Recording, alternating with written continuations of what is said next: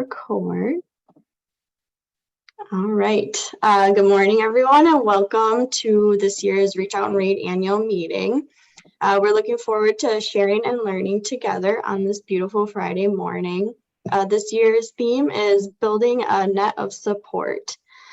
Before we dig into the importance of building these supports for the families we serve and within our clinics, I've got a few housekeeping items I like to go through to keep things running smoothly.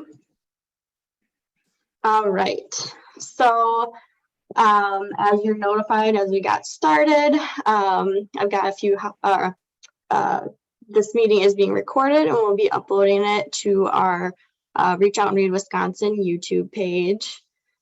Please remember to mute yourselves when speakers are talking. You'll be able to unmute and ask questions by audio following each of the presentations, or put your questions in the chat and we will be able to read them aloud. As presenters are speaking, feel free to just put those questions in the chat to keep the conversation going, and we'll refer to them at the end of the talk. So the chat looks like a little conversation bubble at the bottom of your toolbar.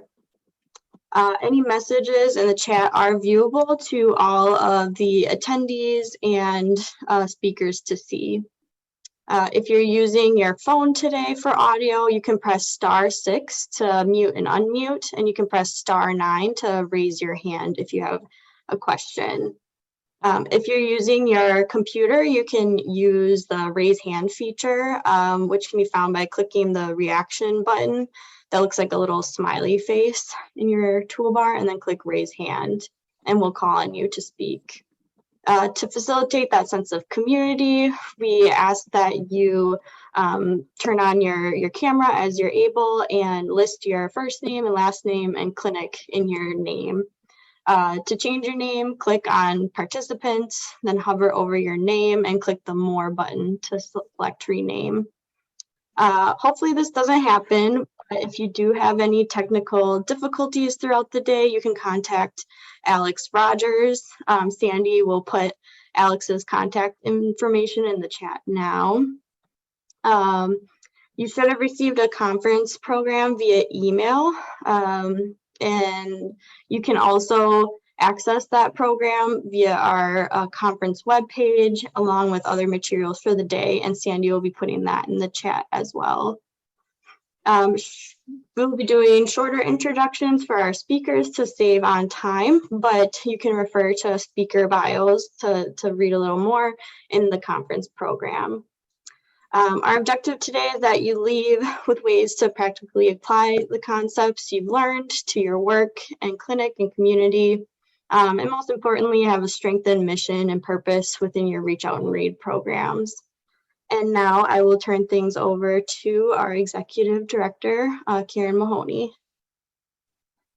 Thanks, Amber.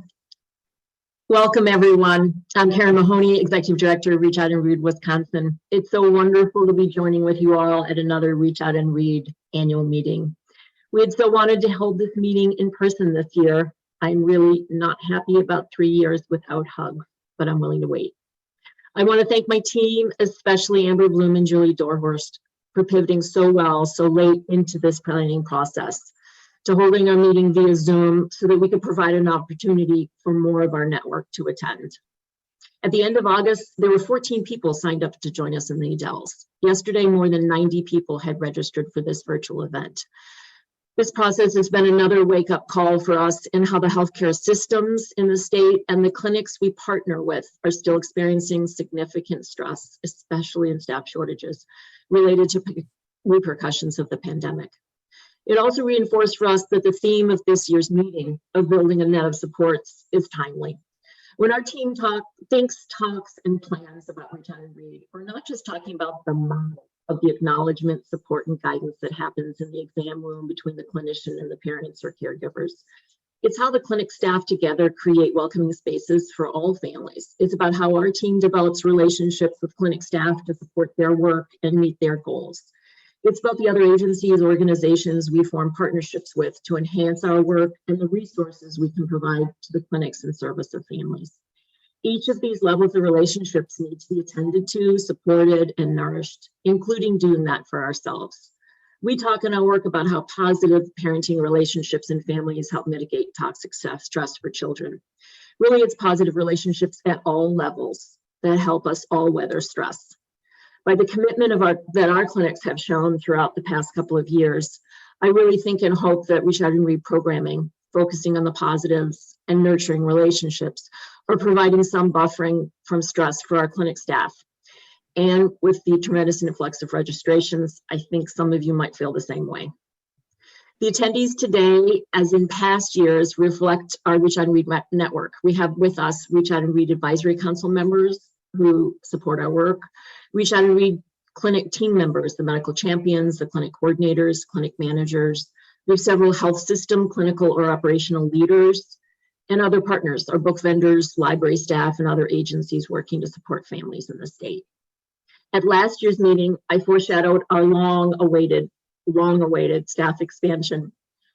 This year, it's becoming reality. Our mighty staff of 3 has grown to an amazing team of 7. Corey Thierman is now our development director. She's standing, who leads our programs team, which includes not only Amber Bloom and Alex Rogers, but Julie Dorhorst, who works with clinics in the western part of the state, and Sandy Dow, who works in the clinics in the Northeast Wisconsin. In early 2022, we launched our planned 3-year rollout of the Beginning of Birth initiative. 44 brave clinics pushed through the Omicron surges last winter to deal with additional trainings and workflow changes. We thank them again for being our guinea pigs and partners developing new systems to help this process become as smooth as possible for the next successive cohorts. The Beginning of Birth initiative has really pushed us to think more intentionally about how we support clinics in their work and how we engage in conversations about the work. We now talk about Reach Out and Read as something greater than a literacy promotion program. It's a program that fosters the foundational caregiving relationships that drive not just the infant and toddler's brain development, but their total healthy development. And this happens through the sharing of books and those unplanned and unscripted moments of laughter and the comfort and joy that happens while just being snuggled together. We launched our Reach Out and Read Headforce Task Force to learn how best to support clinics in connecting with their local early Head Start and Head Start programs to better integrate the care their shared families receive. And our programs team will continue to experiment with ways to assist Reach Out and Read clinic teams in increasing the Reach Out and Read knowledge base and engagement of all clinicians and staff at their clinics. We're developing a plan to both open our application process on an invitation basis and strategize our continuing growth. We will move clinics through that have been waitlisted for years. Then we'll move forward prioritizing families, neighborhoods, and communities that we know are experiencing significant stress and systemic barriers to their success. We want to ensure we reach those families as we move towards our goal of supporting all children in the state. Our medical director, Dr. Dipesh Nafsaria, now has an appointment at UW-Madison School of Human Ecology. How he does everything, nobody understands. And we're now engaged with him in mentoring every year to Reach Out and Read interns. Wisconsin has not been the only part of the Reach Out and Read National Network family that has dealt with changes this past year. Reach Out and Read went through a leadership transition, welcoming our new CEO, Marty Martinez, on Valentine's Day. Marty comes to us with a wealth of experience in working on behalf of young people, families, and under-resourced communities, and in managing healthcare issues. Most recently, he led the city of Boston through their response to COVID-19 as the Chief of Health and Human Services. Marty has embraced our work, added his passion for engaging with communities, and is leading us forward in our national Next Chapter initiatives. Marty's worked hard to meet with our network leaders in the field. I got to meet with him in person when he came to visit Wisconsin in the spring. He brought our Reach Out and Read Inc. affiliate network together in person, I think for the first time, in South Carolina last month for a retreat. We invited Marty to join us here today so that you all could meet him, get a better sense of Reach Out and Read from the broader national perspective, and hear his vision in person as he leads our greater network forward together. Thanks, Marty. I'm going to turn it over to you now.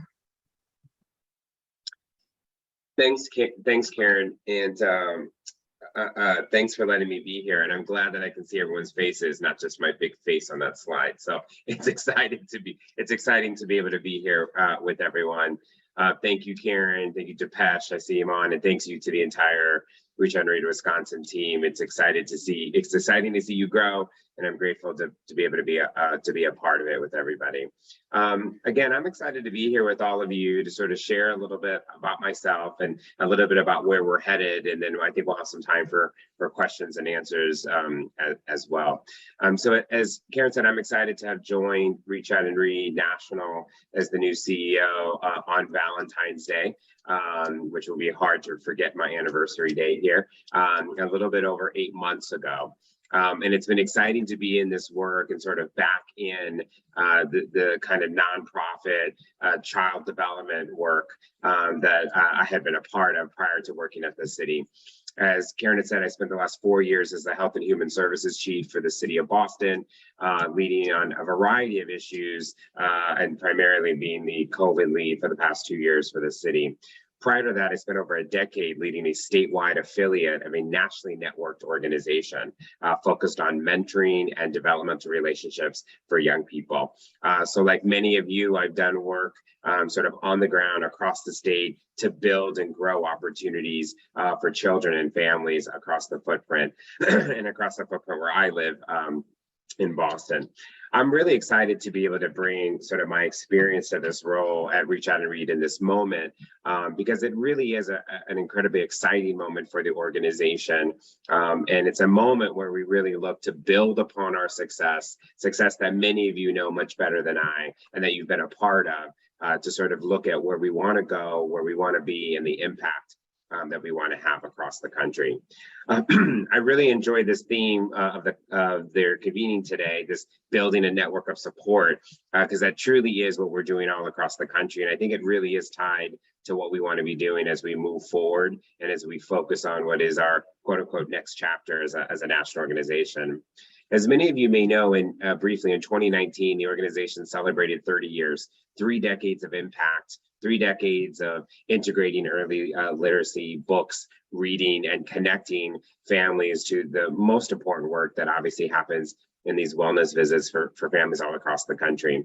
And in 2019, sort of that the organization came together nationally and looked at where do we want to go? How do we build off this success? And it was really focused, I would argue, in 3 areas. And these are 3 areas that some progress has been made, but 3 areas were really focused on growing and strengthening as we continue to move forward. One, and Karen sort of hit on this, is really tied to our strategy, right? As an organization that's been at that intersection of early literacy and wellness and child development, we really are taking an intentional look to be clear about the role we play in strengthening the bonds that get created between parents and children. The role that the magic, if you will, that we help make happen in the model that gets delivered in early and wellness visits for children all across the country. And we want to be clear that we're strengthening the earliest of relational health that's being built and creating opportunities for parents and children to bond. Literacy in books is central and key to our model, and we do that towards a place of building these relationships between parents and children. So in 2019, the organization said, let's be more intentional about that. Let's be more clear about that. And let's talk about that promotion of early relational health in very concrete terms. And so, for example, over the past year or so with updated trainings, over 10,000 clinicians across the country have been trained in our new training, which integrates early relational health into our core training so that folks can get additional skills and resources as they bring our model to families all across the country. We also decided in 2019 that we needed to give some attention to what is our structure so that we can truly scale across the country. We're in over 6,000 clinics across the country with over 40,000 trained clinicians, reaching over 4 million young people annually. And it's been clear we want to reach every child in every community all across the country. And so what that means is that in order to scale and in order to grow and to reach all children, we need to strengthen the number of clinics and improve and increase the number of clinics that are able to implement Reach Out and Read. We need to grow our affiliates all across the country, and we need to strengthen national capacity. And we need to do that in a way that I know you all care about deeply in Wisconsin, with a focus on quality. It's not just about numbers, it's not just about quantity, but it really is doing it with quality, so that we ensure that our clinicians are trained, that families are getting the resources they need and deserve, and that we're tackling in this work to grow across the country, to be a universal intervention and really focus on a total population level work. That's part of our scale and plan to grow, and that's been born out of our 2019 work and part of our next chapter. And then the third piece that's really related to that work is making sure that we're community centered. You know, I've heard time and time again on my worldwide Reach Out and Read tour that I've been on the past 8 months, that we are one of the best kept secrets in lots of communities and lots of states and lots of cities and towns. I don't think that's a good thing. And I don't think the organization thinks that's a good thing either. And so the organization's been working to make sure we're centered in community, part of the ecosystem of early childhood and locations, and many of the things that I know you're doing, and some of the pieces Karen mentioned around integration with Early Head Start, integration with national organizations, so that if someone's looking at how do you improve the lives of children in Wisconsin, Reach Out and Read needs to be at those tables, whether it's a policy table, whether it's a program service table, a funding allocation table. Being community centered so we can make sure that we're integrated into that ecosystem is an important piece, and giving greater visibility to that work is going to continue to be an important element of it. So for us, that all those three pieces are really tied to what is our next chapter. And what I've been able to do over the past 8 months is sort of dig into that next chapter, be clear about where we want to go and how we want to get there with intentionality, and ensure that we do that with a focus on equity. Really looking to ensure that we're taking an equity lens when we think about where are we growing, how are we growing, how do we make sure those clinics and resources that need us the most get it? How do we meet folks where they're at and deliver things that are necessary to ensure people have what's necessary to thrive, so that our clinics have the support they need to deliver our model in the highest quality way, so communities have a saturation of Reach Out and Read, so that all children in a community get to experience our intervention. That we look at it from an equity lens about who we partner with, how we engage and bring and strengthen parent voice in our model, how we ensure that the racial and ethnic diversity of our staff and who we partner with reflects the communities we seek to serve all across the country. So when we look at our next chapter, it really is about our strategy, our structure, and our ability to scale, and increased visibility, so we can ensure that we can truly impact the lives of children all across the country, using an equity lens to really make transformative impact across our footprint in every state, including in Wisconsin. And we're excited recently, and just able to announce this week, that we did receive one of the largest grants we've ever received as a national organization, a $3 million investment from a national family foundation, investing in our scaling and in our growth and our ability as Reach Out and Read to serve more children all across the community. It's great to have that grant to help to accelerate some of our growth, but it's work that we need to continue to do and that we want to do in partnership with organizations all across the country, but especially in partnership with our affiliates. I say a lot, and Karen's probably heard me say this as well as members of the team, and I know Depeche has, having been an affiliate leader in a nationally networked organization, I'm someone that used to raise my hand and say, okay, that's great that National's doing that, but what is that doing for me as an affiliate leader? What's that happening for me, for the organizations I support on the ground in my city and my state? And so I carry that hat with me as I come into this role, and it's a hat that I will continue to keep. We need to ensure that the movement that we're building nationally is really building off the expertise of affiliate leaders like Karen and the team here in Wisconsin, building off the expertise of long-term clinicians who have been doing this work for many, many years all across the country, including all across Wisconsin, and making sure that we're taking into account the voices of parents and families on the ground who are going to know what their community needs better than we might at a national level. And so it's important to me that that affiliate hat, I continue to bring that forward as we grow our work, as we expand it, and as we really ensure that Reach Out and Read can touch as many lives as we know we can in every corner of our country. The last thing I'll share with you before I want to make time for questions, and just, I know you have a good agenda today that I'm hoping to join for some, is just a little bit about my own personal motivation. I share that with you that I'm actually a Midwesterner. I might live in Boston now, but I was born and raised in Nebraska. And we can debate later what's Midwest, Nebraska or Wisconsin, but I was a Midwesterner at heart before moving to the East Coast. But my motivation, it has a lot to do professionally, has a lot to do with how I was born and raised and sort of the life that I experienced. I was raised by a single mom who worked often 3 jobs to give me opportunities she never had. She created pathways for me to be supported all along my life, from the earliest moments of my development until I grew and was first in my family to go to college and graduate school and do things that many of my siblings did not have an opportunity, and especially my mother did not have an opportunity to do. But one of the things that she was very intentional about, which I was grateful for, was putting people and institutions and systems in my path to ensure that I could get the support necessary, get the resources necessary, whether she knew what all those resources might be or not. She put them on my path for my development. And she knew that growing up and developing as a child and young adult and a young man in a community where we were born low income, predominantly Latino community full of immigrants trying to make a better generation than our parents had. She knew that it was a complex puzzle of pieces that help children get what they need to survive and thrive. And I'm excited and motivated by that history and what I've experienced, because Reach Out and Read is part of this complex puzzle. We are part of this puzzle in many places across the country.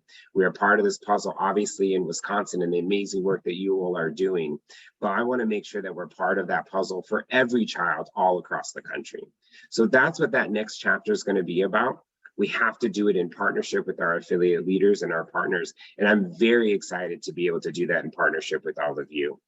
So I just really want to thank you for letting me tell you a little bit about myself, a little bit about where we're going to go nationally and how we're going to do it in partnership with all of you, and letting me be here with all of you as you talk more about building a network of support, not only for children and families and clinics, but for the work we need to do all across the country. So thank you so much, and I'll pass it back. I think we might have some time for questions if people have them. But again, Karen, Amber, thank you for letting me be here with you. Thanks so much, Marty. If people have questions, you can put them in the chat and I will read them aloud. We often do the hand raising, but we have several panels of people. And I was put in charge of this, and I'm probably the least tech savvy on our team. So while people are thinking of questions, Marty, I had a thought, because I've heard you chat about your mother a lot, and she sounds like somebody who we would all really enjoy meeting.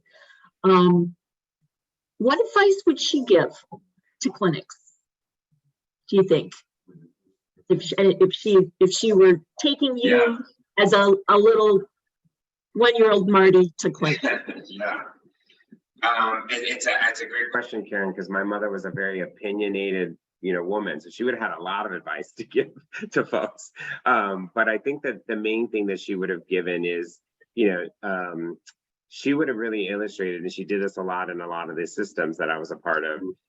I don't know everything that he needs. I don't know exactly how to do all the things that people tell me that I should do. But I know that he needs support.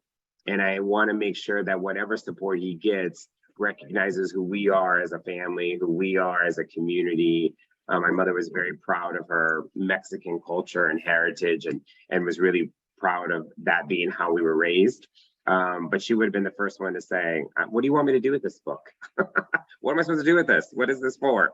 Right. And would have been honest. I don't know what to do with these things, but I know he needs support, and I want to make sure I can do everything possible for him. So I would say that because, it's really about recognizing where we come from and the support that we might need. So that's what she'd say. And if she had any complaints, she would have told you those too. That is great. We need people like that. In terms of what would her view have been in terms of getting recognition and support of your background and culture, what would that have meant?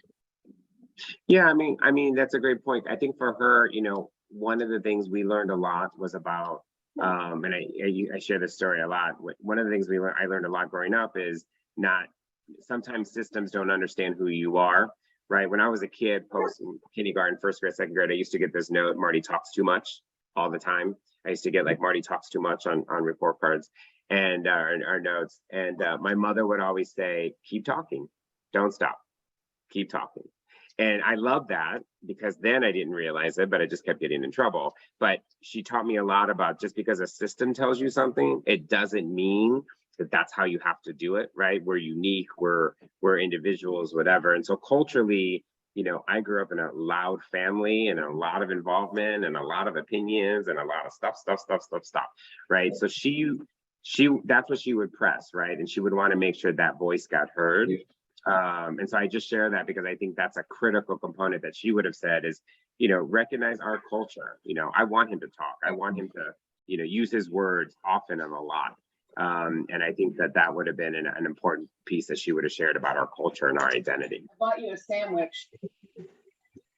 Thank you. It's on your. Amber, have there been any questions in the chat?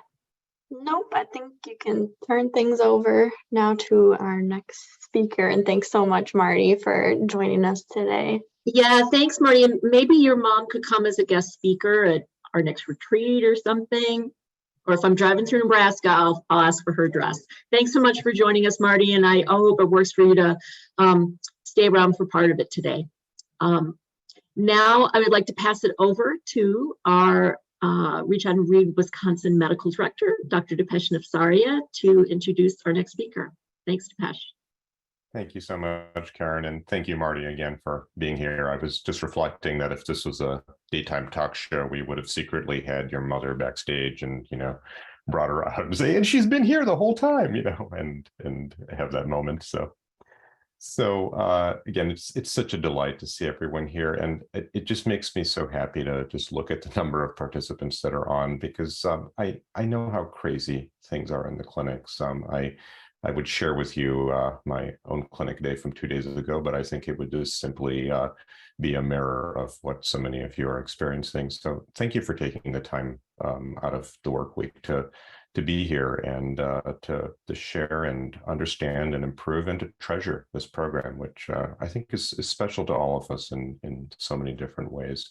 And it's a delight to be able to serve Reach Out and Read both at the state and national levels. And really help it advance and grow and move, because it makes such a key difference.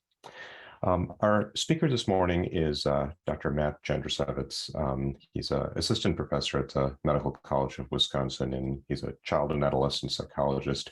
His full bio is available to you in the conference materials.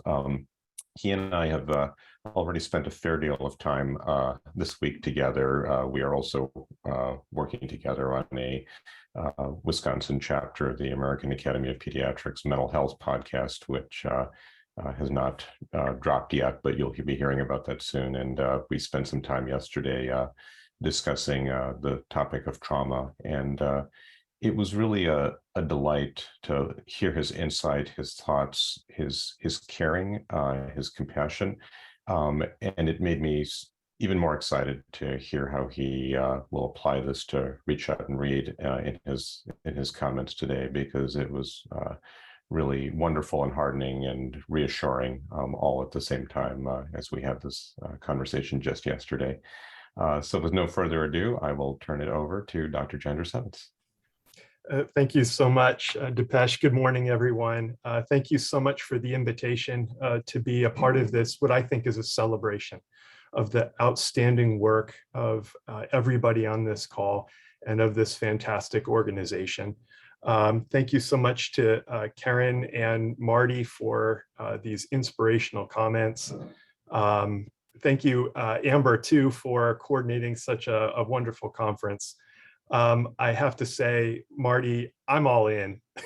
After everything that you mentioned is just so powerful, and I want to just give a shout out and more to your mom. What a wonderful woman, and what a wonderful model in representation of everything that not only this program is about, but children everywhere. And so I really appreciate that. I feel like we need to somehow come up with an award that's named after your mother, on behalf of such wonderful parenting. And so with that in mind, we're going to talk about building a net of support. And I'm going to really talk about how I'm sorry, I cannot move my, what do I do here? I apologize. I cannot move my screen forward for some reason. This worked in our Yes.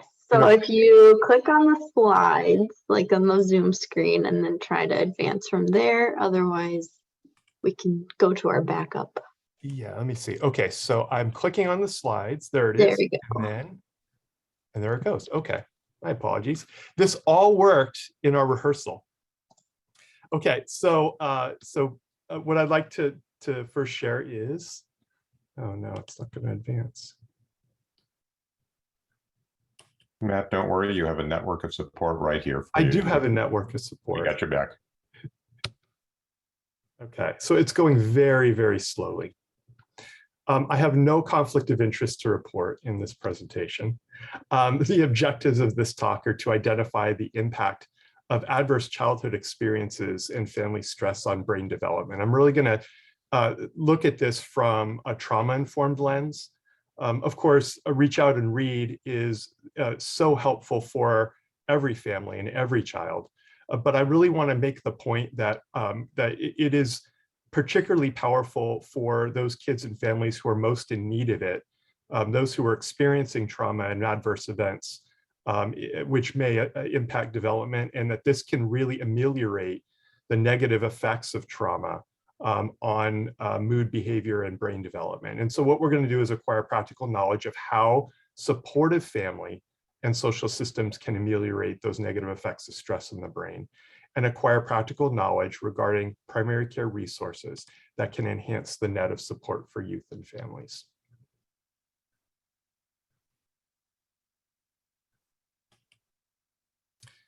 And when I think of a framework for support and the fantastic efforts of the Reach Out and Read community, I really think it's summed by this beautiful quote: psychosocial competencies such as creativity, emotion regulation, or interpersonal skills may constitute important characteristics to help parents and children alike coping and even thriving in times of stress. And this is certainly relevant for the past couple of years and everything that we faced.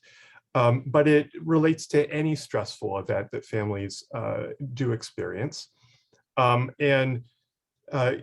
We really have learned a lot about the impact of stress on physical and mental health through the Adverse Childhood Experiences study.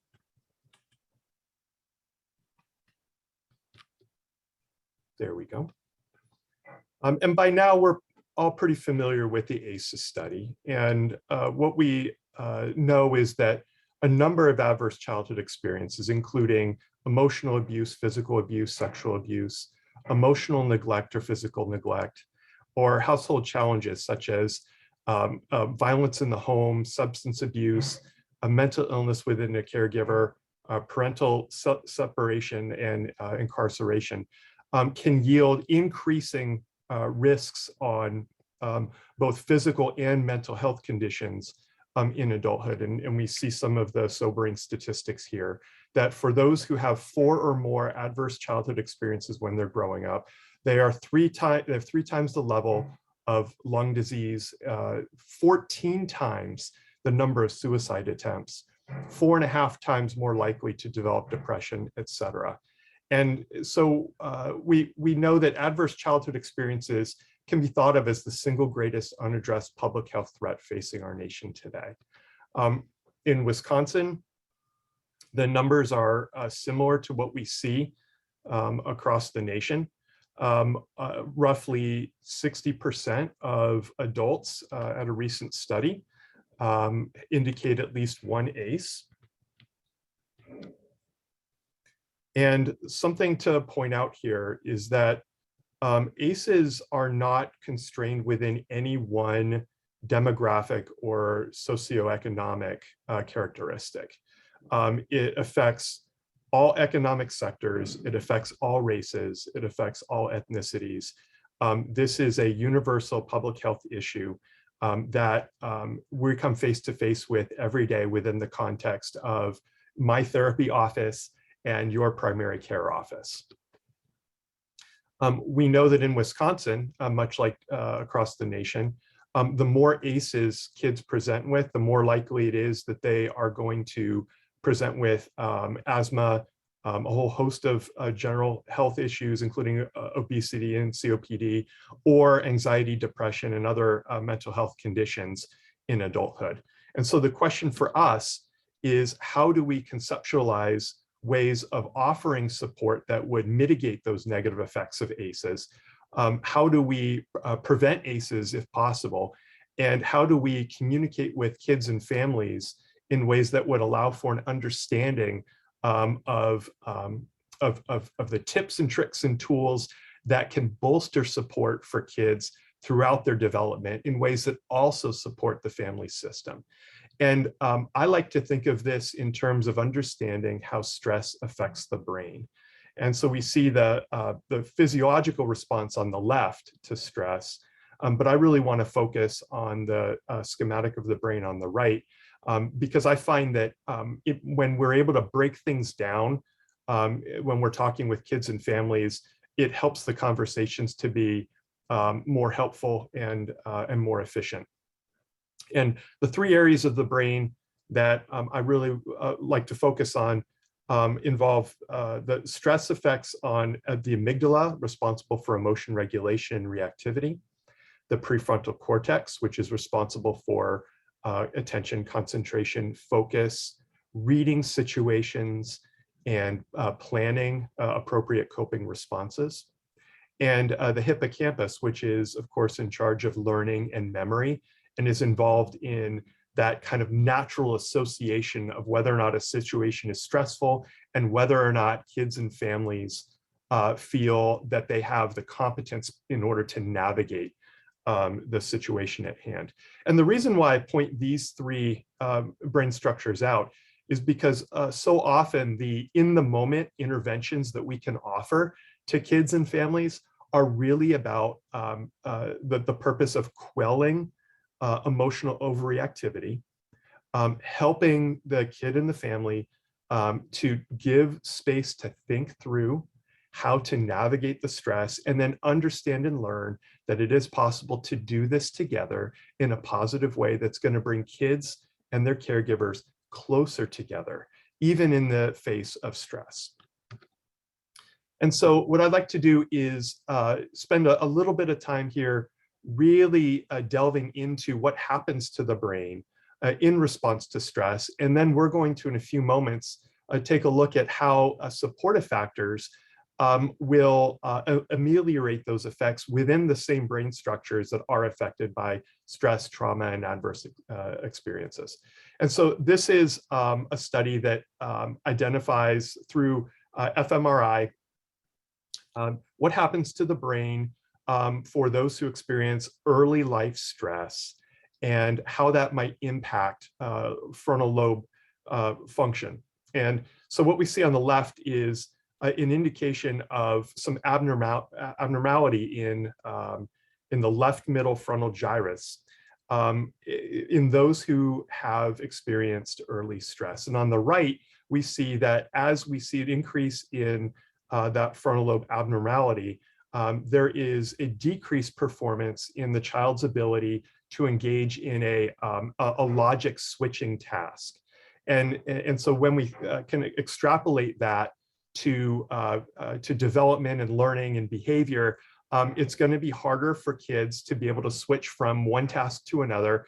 It's going to be harder for kids to come up with and reason multiple paths to be able to solve a problem.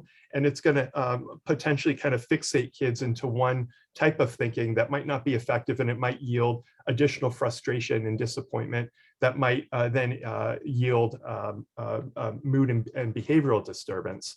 And then that could potentially result ultimately in negative interactions with caregivers, either at home or at school. And so what we would really want to do is to strengthen that frontal lobe processing.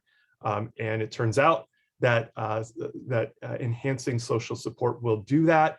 And I don't want to kind of spoil it, but of course, one of the great ways that we can accomplish this is through encouraging caregivers to read to their young children, which has an impact not only on the child's brain, but also on the parent's brain.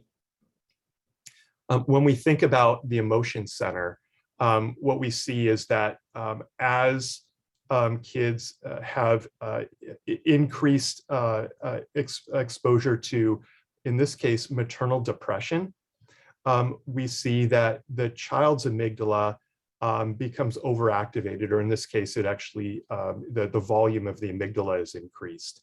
And a larger amygdala is implicated in emotional reactivity as kids grow up. In this particular study, there is not an indicator that there's an effect on the hippocampus or the learning. But what we do see is that in that other research, there's some evidence to suggest that up until about middle childhood, which is where the previous study took their sample, you won't necessarily see significant changes on brain scans in the hippocampus. But as kids who experience adverse events grow up, you do see changes in hippocampal volume relative to those who don't have similar adverse experiences. And specifically, they're smaller.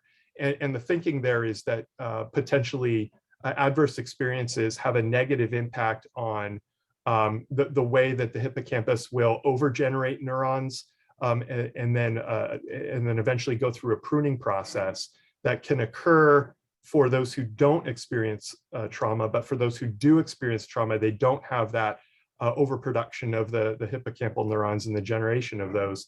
And so therefore they kind of are stuck at kind of the same level, where those who don't experience the adverse experiences will have continued growth. And that does have an impact on the way that they're able to engage in learning and associative memories. So with that in mind, understanding the impact of trauma and adverse experiences on the brain and brain development, we have some questions here. Does building a network of support reduce the psychological and physical health burden of ACEs? And does it attenuate the effects of ACEs on brain development? And thankfully, the answer to both of those questions is yes. And so we're going to take a look at those supportive factors now. There is some evidence to indicate that if we are able to support kids to the extent that they do not experience depression and internalizing symptoms, it does have a positive impact on the brain's ability to attain the connections between the amygdala and the frontal cortex, which is important because that pathway is responsible for us, and particularly for kids as they're growing up, to be able to process their emotions based on the stimuli that they're experiencing, and then to be able to work through those emotions in a way that helps them to regulate their emotions, regulate their behavior, and then develop competent coping responses to the stress at hand. We also see that maternal support will predict larger hippocampal volumes at school age. And so that on a neuropsychological level is going to mitigate the impact of stress, because what we see here is that hippocampal volumes are increased as a function of maternal support, even for those kids who do present with depression and other concerns.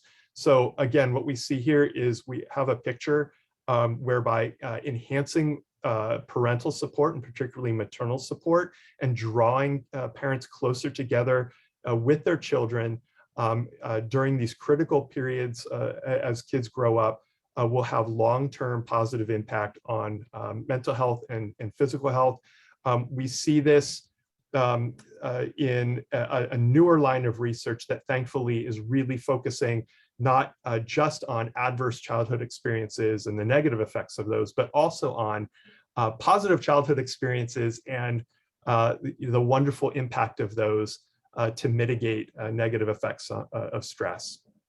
And so what we see here is a study that identifies that there is a significant increase in rates of physical and mental health concerns in adulthood among those who are exposed to 4 or more ACEs, which is in line with all of the literature on ACEs nationwide and in Wisconsin.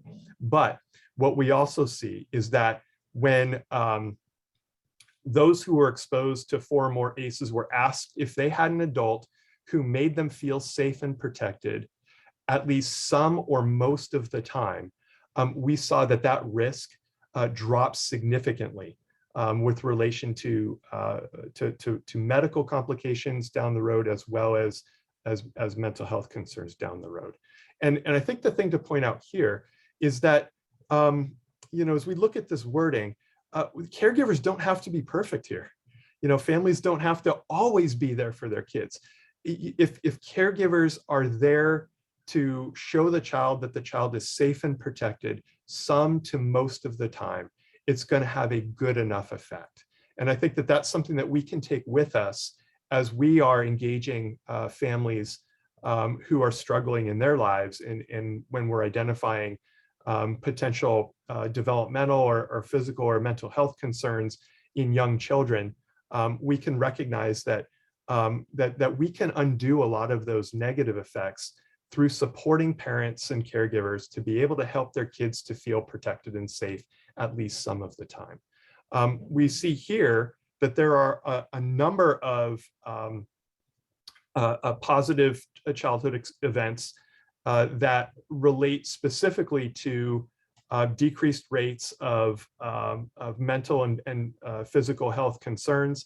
Those include the ability to talk to their family about feelings, feeling that their family stood by them during difficult times, feeling safe and protected by an adult in the home.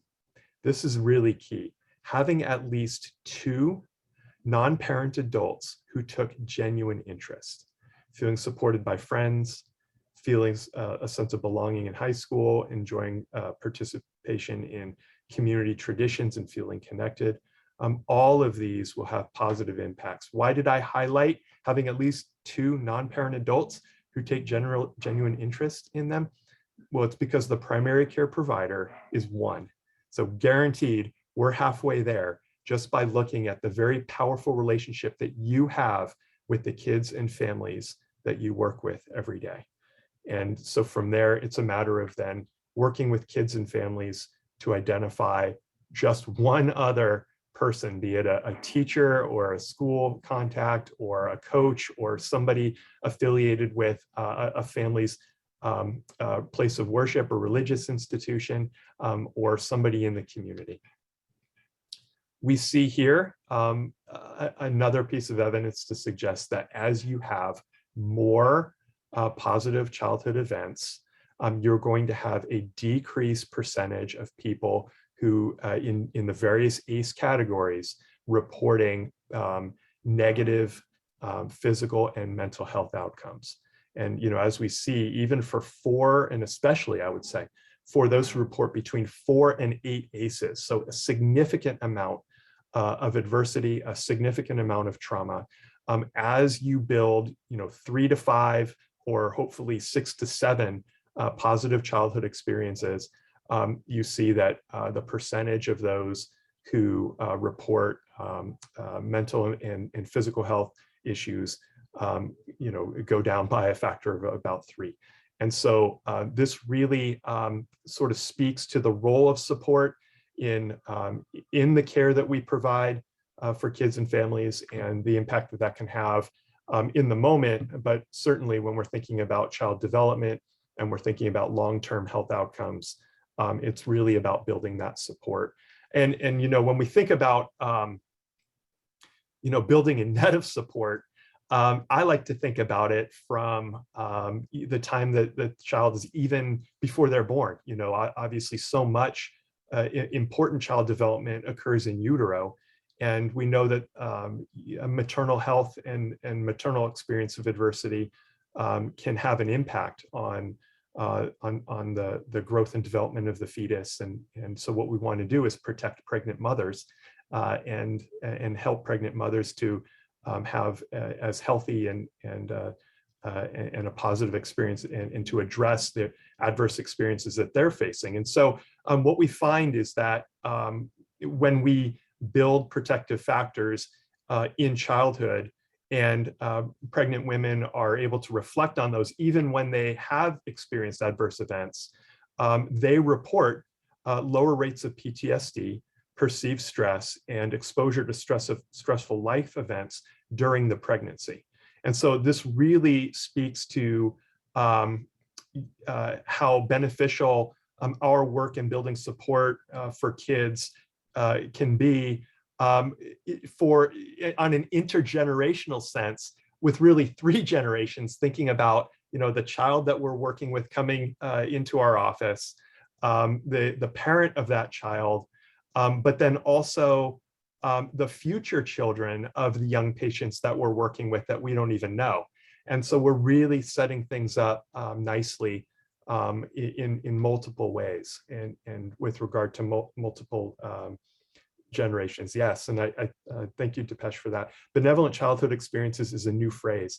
It really is. And when I was, over the past couple of years, as this literature has become more prevalent, it really has generated a lot of excitement for me as a psychologist, because so much of the work traditionally is about, okay, how do we identify pathology and kind of look at symptom reduction, and it's really focused on the symptoms.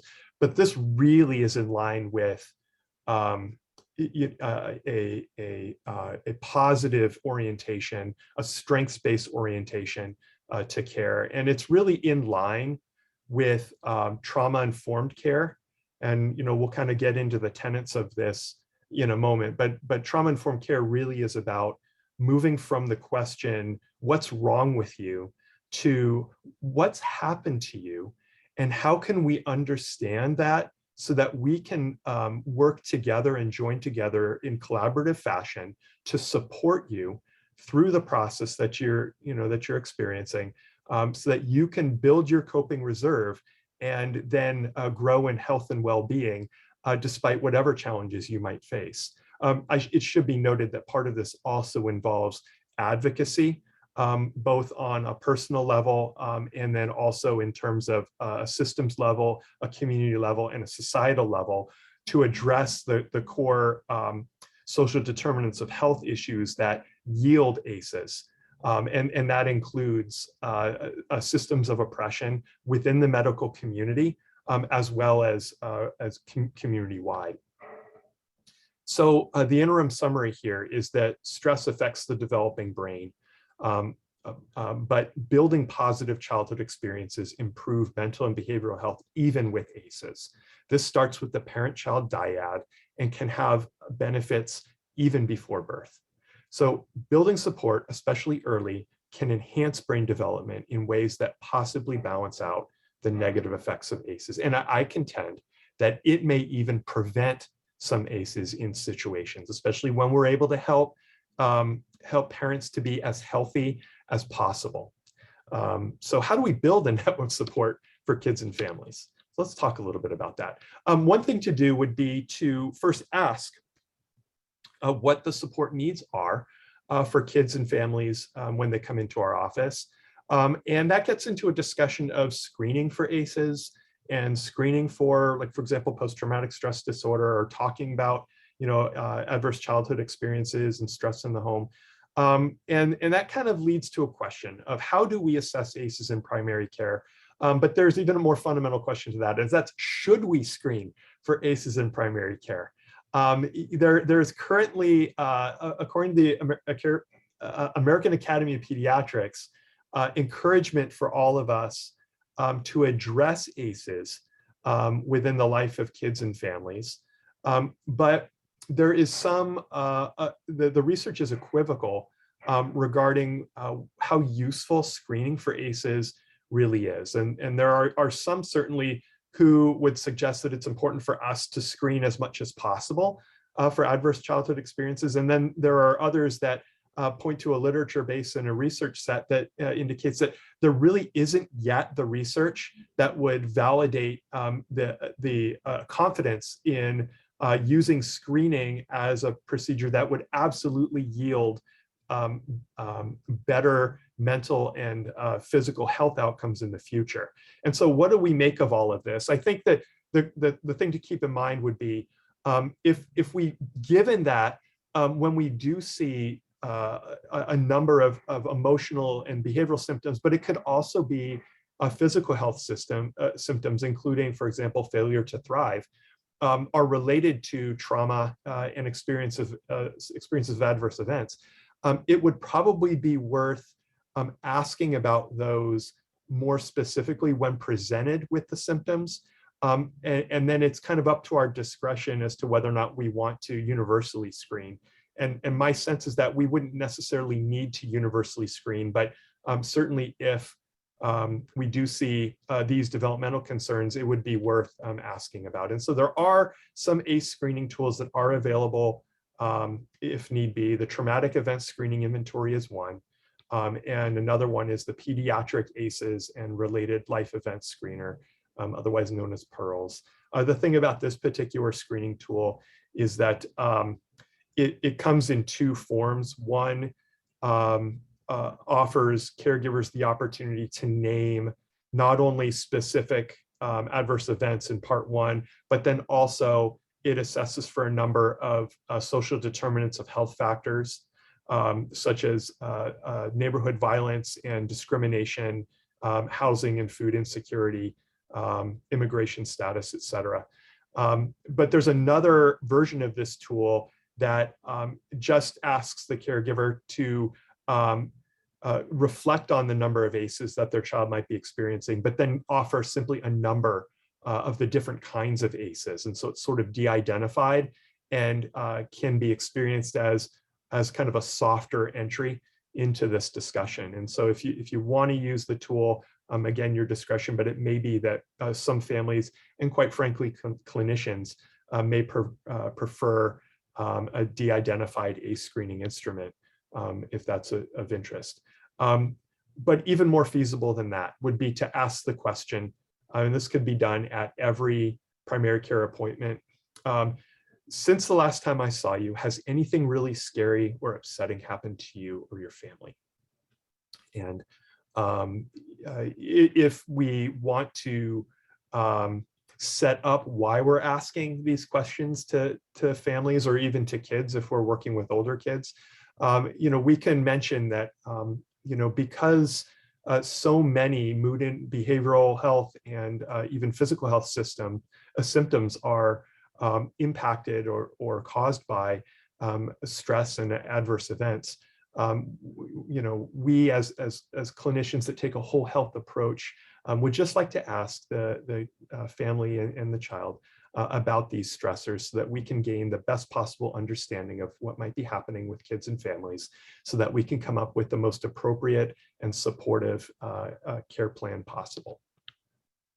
And so once we identify that there might be some needs to build support, we want to think about how to bolster those protective factors. And we really ultimately are talking about an ecological approach that starts at the level of the individual, builds to family and peers, and then also can branch out into interfacing with community and society institutions. Most notably for kids, it would be school, but it can be a number of those community contacts. We want to really engage families in discussions of their strengths first.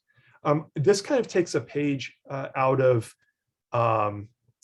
like emergency management. And when we think about emergency response and emergency preparedness, we have this notion that all disasters start locally.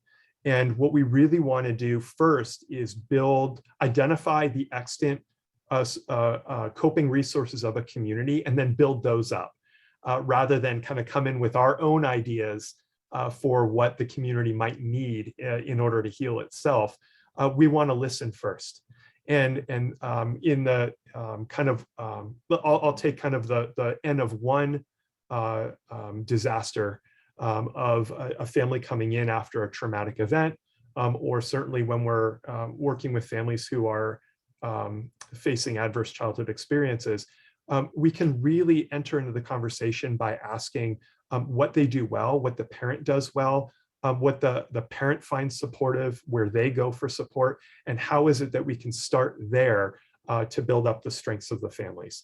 And what we see is on the left here are a number of infographics and a list of these wonderful positive childhood experiences. This is all available on the CDC website. And there's also a website that I can direct us to for the Center for the Study of Social Policy, cssp.org, which has a really nice kind of toolkit type of online pamphlet that really focuses on parental resilience and how to build those protective factors. And so we want to start with strengths. I respect and understand that this can be difficult to kind of fit in to the confines of a 15-minute primary care visit. And so I'm going to be showing a lot of questions to ask related to kids and caregivers. What I would propose is that we don't necessarily have to ask all of these questions, but if there might be one or two that kind of speak to us, we might be able to just fold that in to our interim history gathering. And it may just take a couple of moments. If it's integrated into the workflow of how we engage kids and families into the visits, it will likely become more natural for kids and caregivers. And it can provide us with some specific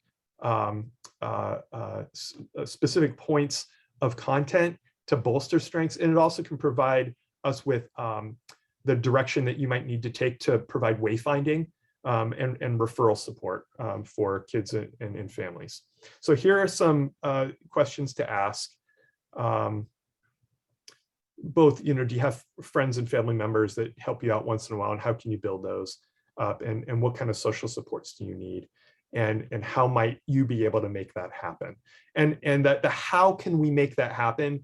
I got to give a nod to my social work colleagues who do a beautiful job of this in the emergency room when working through psych emergencies for kids who are presenting with significant mood and behavioral issues, and the perhaps most scary event possible, and that's a child who is gravely ill with a life-threatening condition that has either happened to them or is self-inflicted.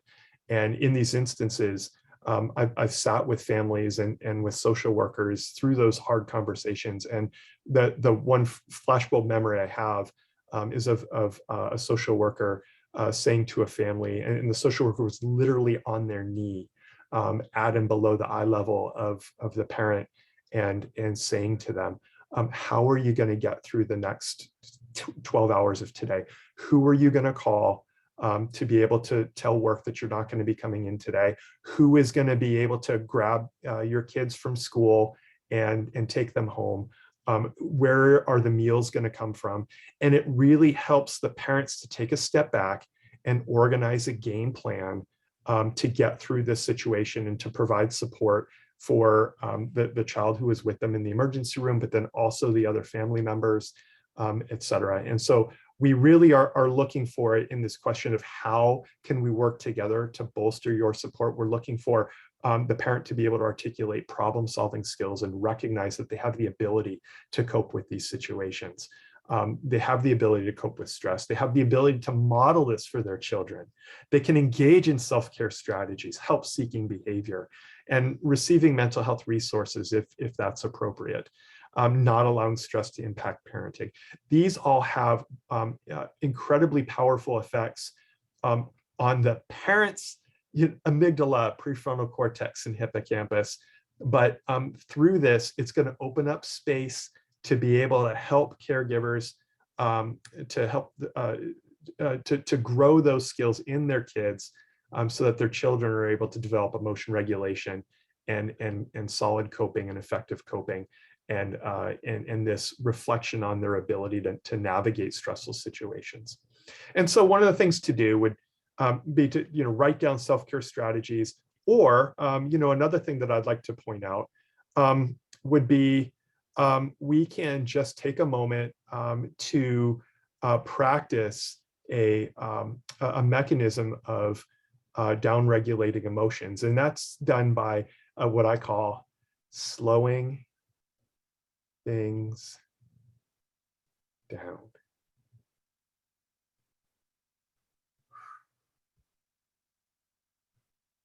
We just take a slow breath. We regulate our own emotions.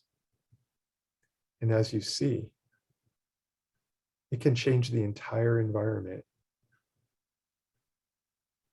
And so when we're able to offer this, it takes 30 seconds. Caregivers are able to see that they're able to do this, and they may even be able to practice within my session, your visit, this technique that will have a positive impact on the ability for kids and caregivers to navigate stress and to work through stress together so that they're no longer fighting. They're no longer battling. We're able then to give space to questions like, what does your child do best? What do you like about your child? How do we bring kids closer to caregivers, caregivers closer to kids? We recognize that parenting is challenging. As a parent myself, I know this tenfold. It's hard. It's stressful. We're not always confident in our abilities. When we go to clinicians, whether it's a primary care provider or it's a psychologist, there's a little bit of natural insecurity that can bubble up. There may be negative effects or negative memories of prior experiences with medical systems or mental health providers. All of this combined may result in irritability and coming to appointments late, missing appointments. How is it that we're able to understand that these might be collectively a reflection of the impact of stress on the caregivers' lives and their brain? And how might we be able to get out in front of that by working with caregivers from a strength-based perspective through the use of these questions to build up their support so that they can truly become more self-actualized in the parent that they wanted to be for their kids, as indicated by the promises that that all parents make to their children, sometimes even before their children are born. So how do we do that? How do we really grow that for kids and caregivers? The AAP has a number of recommendations and programs that have empirical support for that. And as we see, Reach Out and Read is one of them. So let's talk about that. Let's talk about the magic that this Reach Out and Read program has for the benefit of kids and caregivers. Remember those parts of the brain that we talked about that were impacted by stress as indicated by fMRI studies? Well, as you probably are aware, they have done fMRI studies and brain scan studies on the effects of reading. And they found that maternal reading quality influenced brain activity of kids that were responsible for language and social emotional association of language, processing of feeling states, and learning. And it turns out that the parts of the brain that are impacted in a positive way by kids being read to directly by their parents include the amygdala and the emotion regulation system, the prefrontal cortex and the thinking and planning system, and the hippocampus, and the ability for kids and caregivers to learn in general, but also learn the concept, we can do this, I can do this, we can do this together. And so bringing kids and caregivers physically together through reading has that impact. We see here that the impact is seen in the enhancement of the frontal cortex in kids who who are read to by their caregivers. And we also see that that results in improved behavioral interactions between caregivers and children. And this actually points out research that I believe you're also familiar with, and that is that if you read to a kid, if a parent reads to a kid and cuddles a kid and is holding the child and pointing out the pictures, that has an improved impact, even compared to sitting a child in front of a smartphone and having a video in which the same storybook is read by a generic voice. There is something really special and magical about a child and a parent sitting together and sharing this experience. And so by integrating Reach Out and Read into the primary care visit, you're really sharing that magic with families that will, I contend, have multi-generational benefits. And that is, the definition of optimal public health in my mind. And so I do want to say thank you for that work. It really is phenomenal. In addition, parents will ask in the moment, well, how can I, respond to these situations that my child is going through? What are the tips and tricks that you have for me to navigate these behaviors?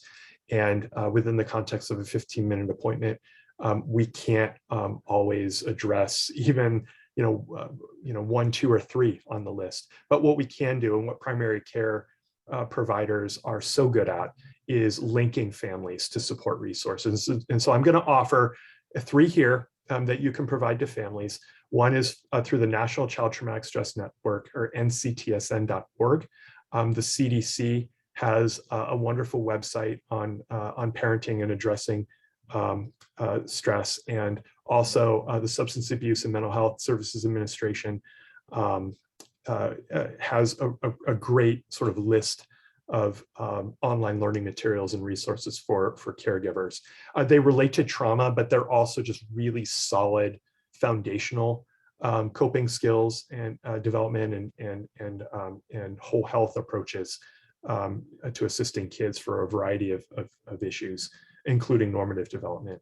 And as Karen mentioned, that there is another resource for primary care providers, and that would be a primary care consultation program, such as the Wisconsin Child Psychiatry Consultation Program, which I'm the behavioral health specialist for. We also have a team of psychiatrists as well as resource specialists that can help you out via phone or email, should you have any questions right then and there in the office. Or if a family is indicating a mental or behavioral health concern, and you kind of have an idea but want to double check or want to get more information or resources, you can consult us, wicpcp.org, and then we would offer either via phone call or an email a response, including links that would be appropriate. And oftentimes I will offer selected book titles, including storybooks that kids and caregivers can read together, and books that parents can read for themselves to help them navigate these situations. Finally, I know we're coming up on time, but I do want to take a moment to discuss ways of supporting staff. Building a network of support, especially thinking from a trauma-informed perspective, really necessitates that we examine the network of support for primary care staff and those who are working together on behalf of health and well-being of kids. There are a number of strategies that can improve staff well-being, and that includes solid collaboration, like meaningful collaboration between clinic staff and leadership. The reason why this is important is we want to buffer against the negative effects of trauma-focused services on staff, and these include vicarious traumatization, compassion fatigue, and burnout. You can read the descriptions there. They're a little bit different. Oftentimes they're kind of all rolled into kind of the same phenomenon, but I think that the key here is we want to decrease the effects of all of these. And we can do that through personal techniques to avoid burnout. Good old self-care, easier said than done, I know, but if we're able to kind of build this in, it's going to help us to be there for the kids and families we work with at work, and as well as our families at home. The other piece would be to strengthen those social connections in our lives, and that includes at work. And this is the next one I think that I really want to emphasize, and that's finding meaningful activities. Okay, and that certainly includes activities outside of the arena of work, just getting into the beautiful natural world and volunteering in the community and looking for the evidence of light in the world, particularly when there's so much that we're all facing that can be frustrating, and that that is working to separate us and make us all at odds with each other. How can we really engage in those activities that bring us together, but also at work? What really gives us meaning and purpose in what we do? And I contend that Reach Out and Read offers us so many opportunities to look at the meaning of what we're doing, in terms of just at the level of the brain, at the level of child development, at the level of the development of the family and how they're able to interact in a loving way, in a competent way, in a self-actualized way that can have impact for generations. How do we celebrate in this? And that kind of brings us to what we've heard so far this morning, the opening comments from Karen, and the wonderful reflections from Marty, this talk, and then what we're going to be experiencing for the rest of the morning, including those nuts and bolts. Here are books. Here's how we can use this. Listening to experiences of those among us, sharing our own experiences of the magic that Reach Out and Read affords us in our work with kids and families. And how might we be able to celebrate those who have utilized Reach Out and Read every day and for 5, 10, 15 years or more, integrating this into who we are as clinicians, and really reflecting on giving ourselves recognition for the wonderful work that we do individually and then as a team and together, and to just to reflect with each other today in celebration of the wonderful work that everyone does here on behalf of kids and families. And so if we're able to take this conversation today and apply it in our future discussions regarding clinic activities and engagement with kids and families, the policies and procedures of our clinic, how to make our clinic more trauma informed, how to engage with our clinic leadership regarding all of the above, I think it will yield an even more exciting experience for all of us in the future. So to summarize, building a network of support mitigates the negative effects of adverse childhood experiences and yields benefits ranging from brain development to long-term health. Primary care clinicians and organizations comprehensively and effectively support protective factors. As a whole health approach to care, this enhances an already powerful and meaningful role for primary care clinicians in the lives of parents, patients, and families. And so with that, thank you again for your attention. Thank you for the invitation to speak during this wonderful day. And thank you for all of the work that you do, and enjoy the rest of this program. I'll take any questions or comments with apologies that I do realize that we did go over for a bit possibly. So, but thank you again. Thank you so much, Matt. And actually, no, we are actually right on time. So Perfect. Thank you very much. Please, folks, there's so much to unpack there, and really walking through so many different areas of brain development, of parent-child interaction, of our own work settings, high-level tips, practical tips, everything was really in there. So please, I see wonderful comments of delight and support and gratitude appearing in the chat here. I do see a question in there, and please, folks, please add your other questions as we're going through this. Rebecca asks, what about connecting parents to parenting services and family resource centers in Wisconsin? Love it. Yes, absolutely. Apologies, I didn't address that. Yes, there is something that is so powerful about parents connecting to other parents, and parents deserve to feel supported by other parents. And I think that one to keep in mind is that Parent to Parent Wisconsin would be a really great resource. And there are other like condition specific support resources that are offered throughout the state. They're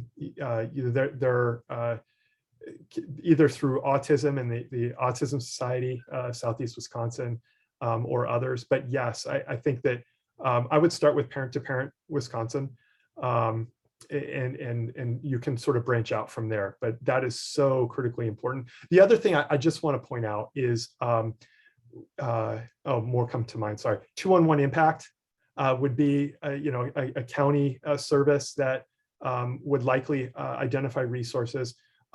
You can consult the Wisconsin CPCP, and our resource coordinators can look for parent-related resources within your region, because we're statewide, and we've got coordinators who are affiliated with 5 regions of the state. But also, there's something to be said about asking about spiritual, small s and large s support resources, and really remembering that it can be quite helpful to link parents to other families within their place of worship and within their community, so that they can truly feel support and they're walking through these stresses together. Thank you so much for that question. Yes. Yes, I'll also add in, of course, there's never enough support for it in terms of capacity, but home visiting programs, of course, are another excellent element of helping provide that support that families do need with some greater intensity where they can get in.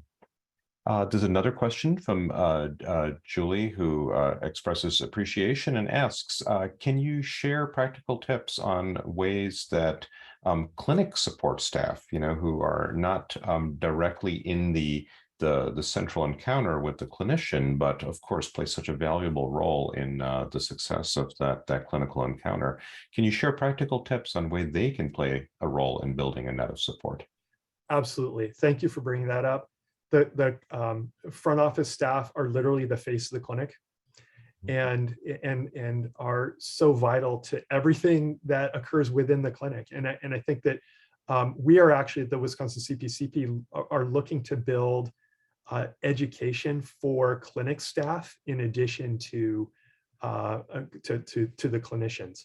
And something that I'll just point out, because I think that this question could be an hour-long talk in and of itself, would be to become familiar with trauma-informed care practices, and to be able to read up on trauma-informed care, and what there's the 4 C's of trauma-informed care, and that's offering calmness and containing emotion dysregulation, and talking about care, etc. And so what we want to do is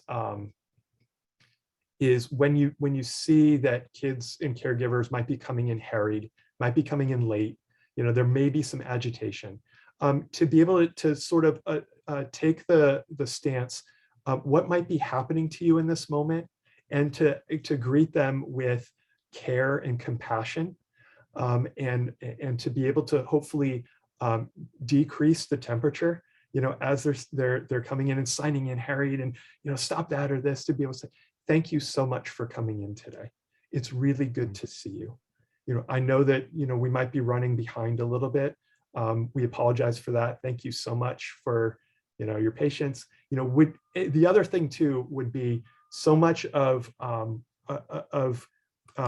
in the moment agitation I found in my clinic comes from kids and families being hangry. They're hungry, they're thirsty, they're stressed, they're tired. Might we direct them to, if there's a water fountain, to get some water? Do we have water available for them in the clinic? Is there something that we can provide for their kid, or to color? Do we have coloring instruments for coloring pages for siblings, etc.? But fundamentally, it comes down to this very compassionate, calming, buffering, supportive response. Yeah, I think that's so important.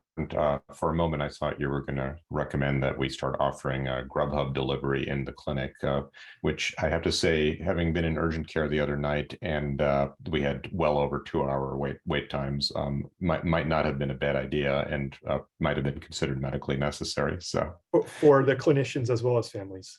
Yes, that too. So Another question is, what about parent cafes?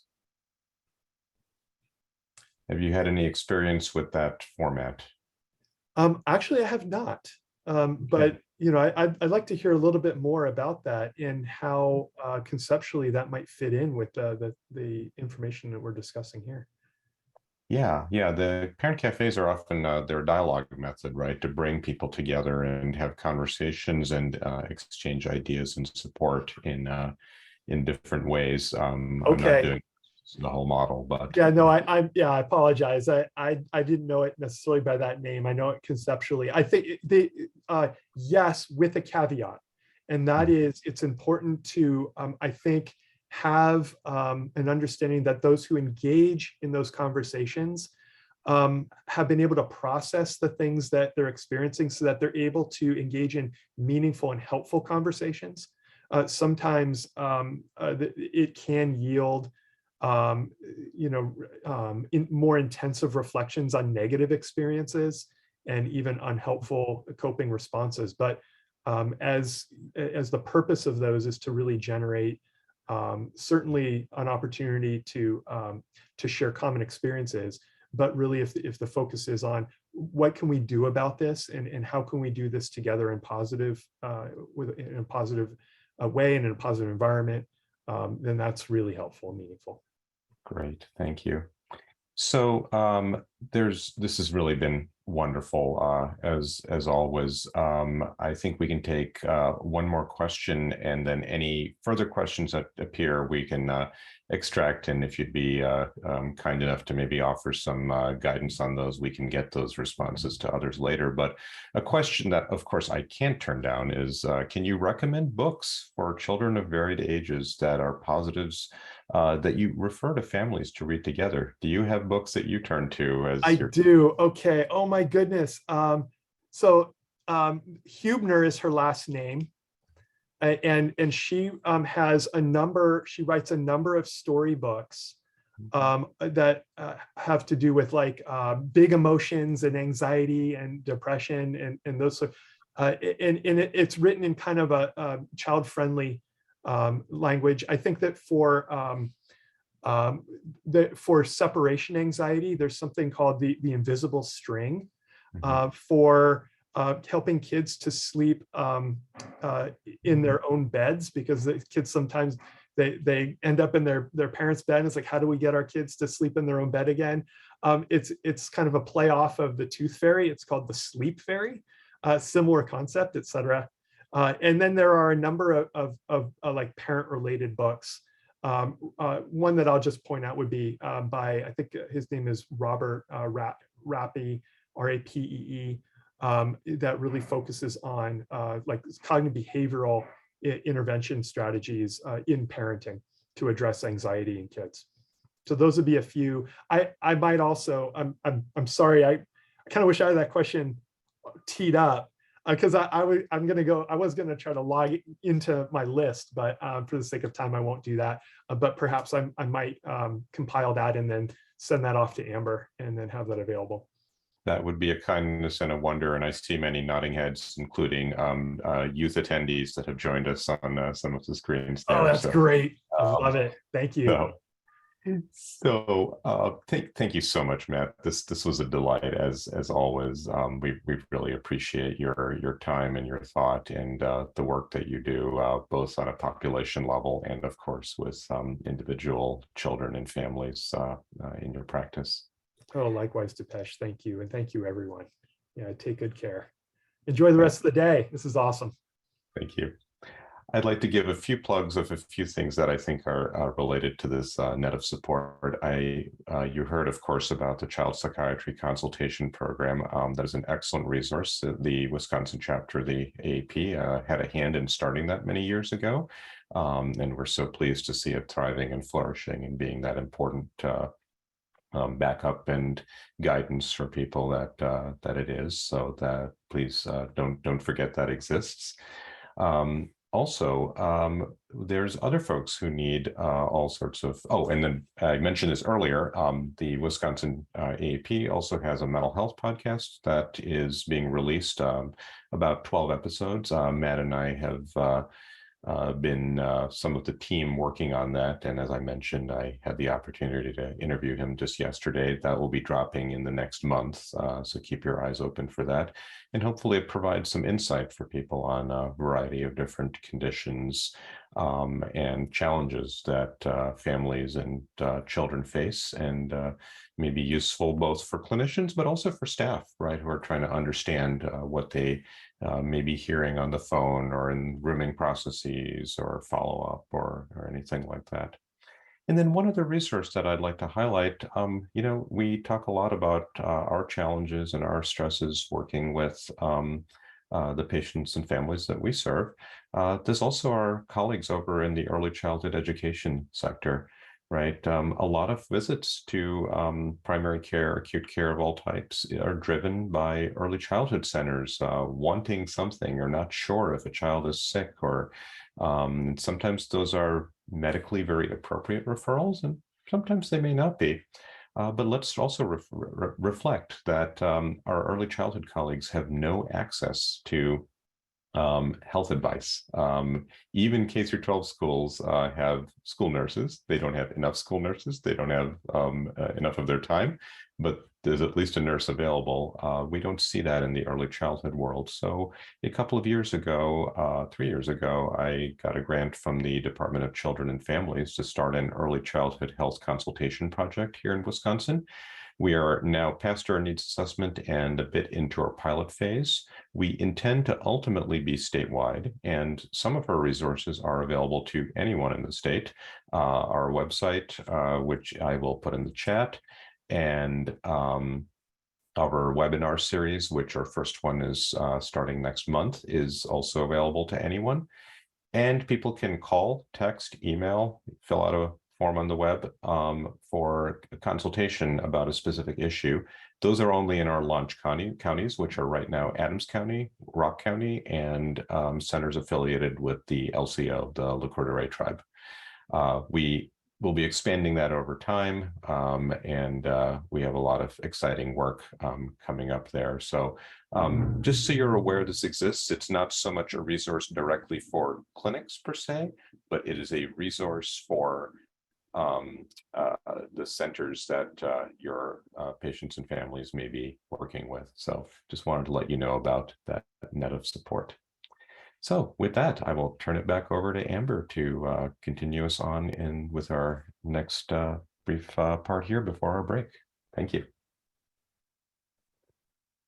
All right, everyone. Thank you so much, Dr. Novsaria and Dr. Janjusevich, for sharing that wealth of knowledge. So we are going to kick off our break now. We have Paige Satterley from All About Books to share some book ordering information, be available to answer any book-related questions, and announce a special giveaway. But this will be our break time, so feel free to get a stretch or a snack in during this time. While you're away, just make sure you're have yourself muted and turn off your camera. And we ask that you return during 10:10, but stick around if you want to hear a little more from Paige. And Paige, I will give you control for your slides now. All right.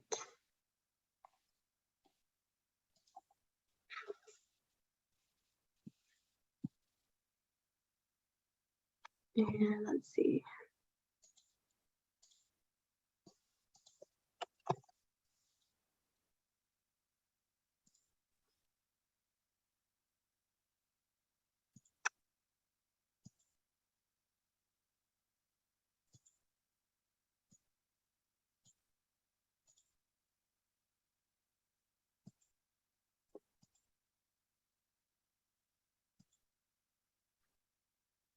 Okay, I think I finally have my sound going. All right, perfect. Yeah. Thank you so much, Amber. And thank you so much to Dr. Matt and Dr. Dipesh Novsaria. I'm a huge fan of the Reach Out and Read podcast, so it's a great honor to be following that. Just a brief introduction for myself. My name is Paige Satterley. Today, I'm going to be giving you a brief introduction into who we are at All About Books, an overview of our catalog, and how we select our books to feature in our catalog and on our website. And then just do a really quick walkthrough of our website. I promise not to take too much of your time, as I know that this is your break. If you have any questions, feel free to put it into the chat. Actually, one of my assistants is going to be answering questions there, and I can follow up with anything at the end. All right. So a little bit about us. We are located, or since our founding in 2003, we've been a family owned and operated in the Finger Lakes region of New York. So it's very picturesque, about 5.5 hours away from New York City, if you're familiar with that landmark. We started out with one warehouse, and in the last year, we actually just opened our second warehouse on our property, and we've expanded our team to over 30 employees. And in 2023, we're actually going to be celebrating our 20th anniversary.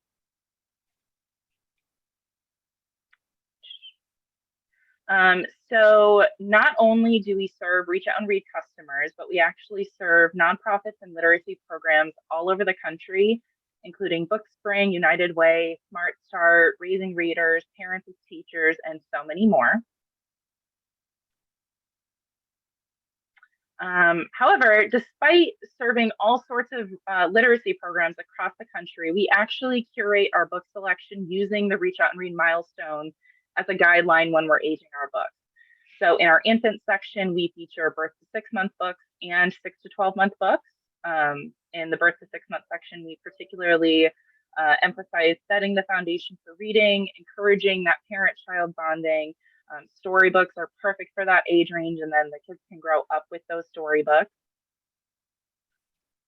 In our catalog and in our online exclusives,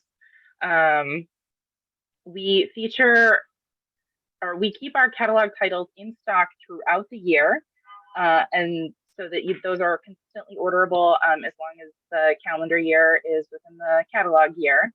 But we also offer a lot of online exclusive titles that we also keep consistently in stock, and then we are also regularly adding more selections as we find new titles. The greatest variety of the titles that we offer, or our greatest variety is always going to be available on our website, including these and so many more. We also will add stock to our website as soon as it arrives. So right now we're actually in the process of creating our 2023 catalog.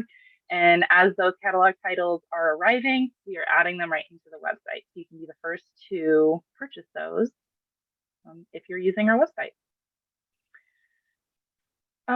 So choosing diversity in books. We offer a diverse selection, and it is more than just finding books for a specific audience. It's important to have a variety of options for every child to be able to read and see themselves in their books.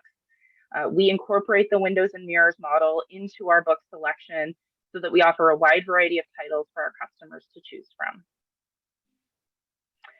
So really quickly, I'm just going to give you a little bit of an overview of our website so you can kind of see some screenshots and hopefully answer any questions that you might have if you're a little bit intimidated by our website. So when you go to allaboutbooks.org, the first step that you're going to do is actually log into your account. Even if you haven't placed an order with us yet, we likely already have an account set up for you. We communicate constantly with Reach Out and Read National, and so all new sites, we automatically set up an account for everyone. This allows us to have your account ready in case you're granted some prepaid funds. And in order to access that account, all you have to do is just email or call us, and we will look for your site. And even if you don't have an account with us, say you're brand spanking new, we will be able to set that up for you. We'll make sure that your shipping and billing addresses and contacts are all set up and answer any questions that you may have. So in the next step, so you have your login credentials, you go into my account. The first thing you see is this screen over here to the left side, and you can see your prepaid account balance. You can see any order history. Say if you're new to ordering for your site, then any account history from past ordering from the past people that might have been in your position, that entire order history will be there as well. You can also update your address book, update any settings as far as your payment methods or anything like that. Then step 3, you can actually start selecting your books. You can actually find books right in the top header.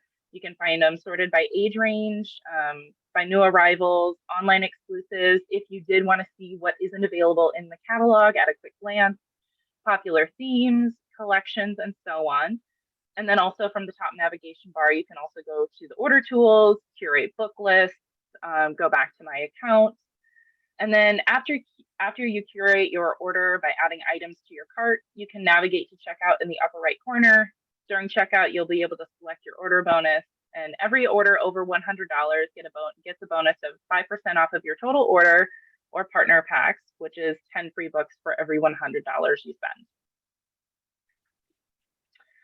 And then lastly, I did just want to bring this up again. If you do think that you have prepaid money in your account, or that you should have prepaid money in your account, you'll see that in the My Account section right when you log in, but you'll also see it during checkout. And in this screenshot here, you actually see a balance of 0. That's because the test account doesn't have any prepaid money. But if you think you should have some prepaid account money and you don't, just leave a note in the order notes and place your order as normal, and we will make sure to contact you and get that settled before your order is shipped out.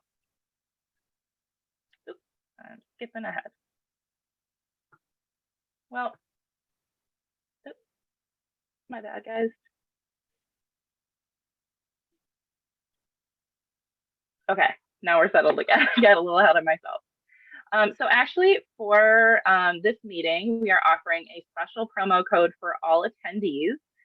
So with the code 25OFF-WI, you're actually going to be able to receive $25 off your next order of $100 or more on our website. And you'll see a promo code section where you can enter that in. We will be sending out an email next week to all attendees to make sure that you have that, and so you don't have to rush to write it down in case you missed it today. But I also did want to point out a couple of the images on this slide. These are a few of our current online exclusives. We have another addition into the New Books for Newborn series that we have, The Mindful Mr. Sloth, and I Am a Bunny Bilingual. Those two books are actually getting added into our catalog for next year. So they arrived early. We're putting them on the website. Okay, so as previously mentioned, we have 3 lucky attendees who are going to be receiving a pack of books sent to them, along with an AAB tote bag and some other fun stuff. We'll be contacting you via email next week to get the correct shipping address, but I actually have the winners to announce right now.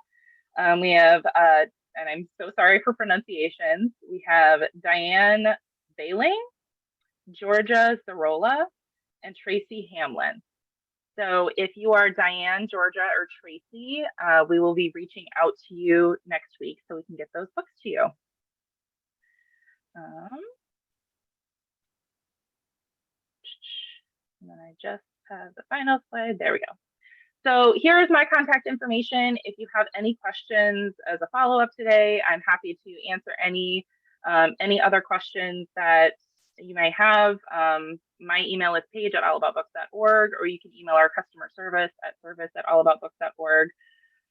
And then these 3 books are actually some of my personal favorites as well. Circles is actually a new high contrast word list book in our Birth to 6 Months section. We created that ourselves and published it. Same with Panda Loves Peas. We worked with Liz Lynch, who illustrated that book. And then Hair Love, which is a personal favorite. It's such a wonderful, wonderful story. All right, so I'm going to peek over into our questions to see. All right. It looks, do you have a small video tutorial about this order process, and can I share with the new ROAR coordinators at our site? So not at this very moment, but it is something that we are working on. So we'll be able to share it. If you are subscribed to our emails, or make sure that you contact us and we can get you subscribed to our email. And once we have that video live, it's going to be a few months still, but it is something that we are currently working on so that it is a little bit more of a visual assistance. But in the meantime, we do have PDF guides that we can email you as well. So you have a PDF sheet you can follow along as kind of an instruction manual. And you can get that either by emailing me or our service team. Did anybody have any other questions? Great. Thank you so much for being here today, Paige, and thank you for the little celebration of announcing the giveaway winners. If we do have any questions after today, I will be sure to send along any of those to you to answer. That sounds good. That's great. Okay. Thank you so much, Amber. Yeah, thanks so much for being here. So we are gonna bring back, if anyone was on break, and remind everyone to turn your cameras back on as you're able so that we can see your smiling faces. And I am gonna turn things over right away to Julie, who will be leading today's panel. Good morning, everyone. I'm so happy to introduce our next two presenters. They have shared with us their experiences with Reach Out and Read and what makes them excited about it, and we're really excited for them to share more with all of us today. First, we have Mary O'Bara. She's a population health coordinator at Family Health La Clinica in Wautoma. She serves as their site coordinator for Reach Out and Read. Also joining us is Dr. Catherine Jacoby, who is the medical champion for Reach Out and Read for Mosaic Family Health in Appleton. Mosaic is home to the Fox Valley Family Medicine Residency Program, which is an affiliate of the Medical College of Wisconsin, where Dr. Jacoby directs the pediatrics curriculum for the residency program. Welcome to both of you, and thank you so much for being here. The first question I'd like to, for both of you to share your thoughts on is, how do other staff in your clinic promote or support the Reach Out and Read program? Dr. Jacoby, let's begin with you. Certainly. We've been doing Reach Out and Read in our clinic for a number of years now, and I think over time we've had growing support from our staff. We have an RN who stepped forward early in the process to kind of be our coordinator for keeping the books all in a safe place and kind of keeping track of which families get which books. But I think as our program has grown, people have really come to love it. And so the MAs are excited about, talking with families about reading. We've got the book-centered sort of area in our waiting room, and our front desk is always like coming around the desk to like show kids books and stuff. And so I think just with growing time, they've embraced it. Also, our staff is very like generous. And so we do a book drive for like non-Reach Out and Read books several times a year. And we love to give books to all kids who come to our clinic. We serve a relatively underserved population. And so there's lots of families that the books we're giving may be the only books that they have. And so it's one way for us to make relationships and kind of draw those families in a little bit and help kids know that the clinic is a fun place and that we support reading. And I think we're all just pulling in the same direction. And I've definitely seen that grow over time. And Mary, how about at your clinic? Very similar, actually. When I had started, our program had kind of lapsed, is the best way to put it, because we had so many transitions. And I just by happenstance was asking about it, and I had taken it over, and I had to kind of revitalize it and breathe some life back into it, make it fun again. But we have our posters up in the lobby that promote it. We have a little bookshelf now in our lobby. When COVID had happened, we had ended up having to pull all of our non-Reach Out and Read books out of there. So there was no reading materials of any kind. So I got creative, and I wrapped everything up and put notes on it saying, take this book home, enjoy it, love it. And then we also keep books here in the back of clinics. So we'll have providers come to us, and I have an 8-year-old who loves horses. So I'm like, great, I have the perfect book. And these books are all gently used books that we get in regards to that. Like, we partner with libraries, community members, things of that nature. We have our staff that are super excited about the books now. Like if we have a patient that is being seen and say they're getting vaccines, parents might leave the room, you know, with their small children, not grabbing everything all the time. And our staff will kind of run down the hall, even catch them in the parking lot, like, you forgot this, you forgot your book. So we try to not miss anyone. We even have it where we have our outreach, our UMOS, bring children into clinic, and or even our child immigration exams. If they're 5 and under, we give them one of the Well Child books. If they're older than that, we offer them a gently used book to take home with them and enjoy. I heard a lot of inspirational ideas there that I think are great takeaways for all of us. Mary, let's have you share, how do you feel that Reach Out and Read has changed the culture within your clinic? Well, I think people are really more energized, more engaged.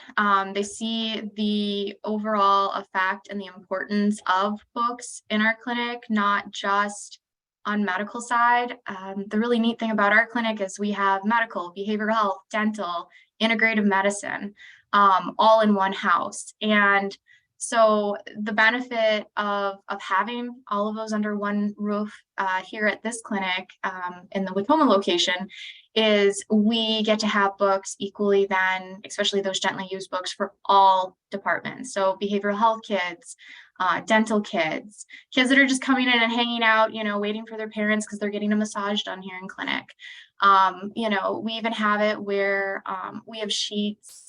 I have sheets from the CDC.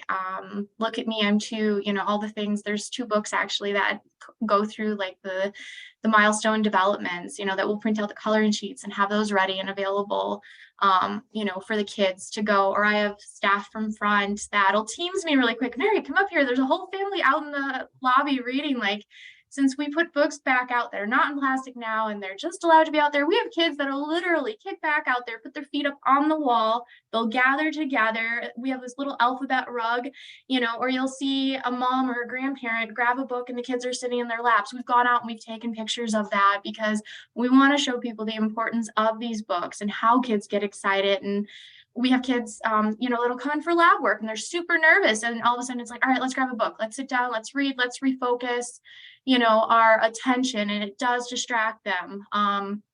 So, I mean, there's multiple things that we've tried to implement and put in place to make it engaging, all the way from front staff to even our marketing team. They've gone as far as like, hey, what materials do you need us to create so we can get those materials out around our surrounding communities? Like our libraries, we'll put them up. I've gotten from libraries, we need more of those sheets. Parents are just taking them off the clipboards, you know, to show that we participate in the Reach Out and Read program. So, yeah. Lisa commented about your enthusiasm, and I was going to say the same thing, and I'm sure that spills over into onto the rest of the staff. So, your response may have just answered this next question, but how does Reach Out and Read bring joy to your work? Mary, we'll start with you, and then we'll pop over to Dr. Jacoby. I personally love it because, in particular, I can think of a handful of kids who were coming in during the pandemic. You know, we're kind of like, I have to be here, I don't want to be here. And then as soon as we started like putting books back out and offering books to them, those same kids now that are still coming back, I will see them out in the lobby, and I'm carrying out a handful of books to stock the bookcase. They're like, I'll go back out there, you know, I've forgotten something, or I get a request from one of the kids out there, and they'll be like, I love this book, I can't wait to take it home and read it. Like, those are the moments that I truly get really excited about, that make what I do worthwhile. Or even the kids that come in and they're like, I get a new book. Wait, do I get shots? That's the other question. Do I get shots? And we're like, nope, you get a book today. And they're just super jazzed to get that book. They show their mom, their dad, their grandparent, aunt, uncle, who's ever coming in, you know, that day with the permission slip for them to be seen. You know, they get super excited about the stories. We've incorporated some new fun ones where it's a read, search, and find, you know, and we even had one little girl who had gotten shots, was totally distraught, And, I'm like, I'm focusing on the book, and I'm having grandma, drawing because it's a new book. I'm like, look at this cool book that you have. And I'm like, where do you see the jellyfish and how many jellyfish? And like, kind of trying to distract her, like from the fact that she just got shots and she was very uncomfortable.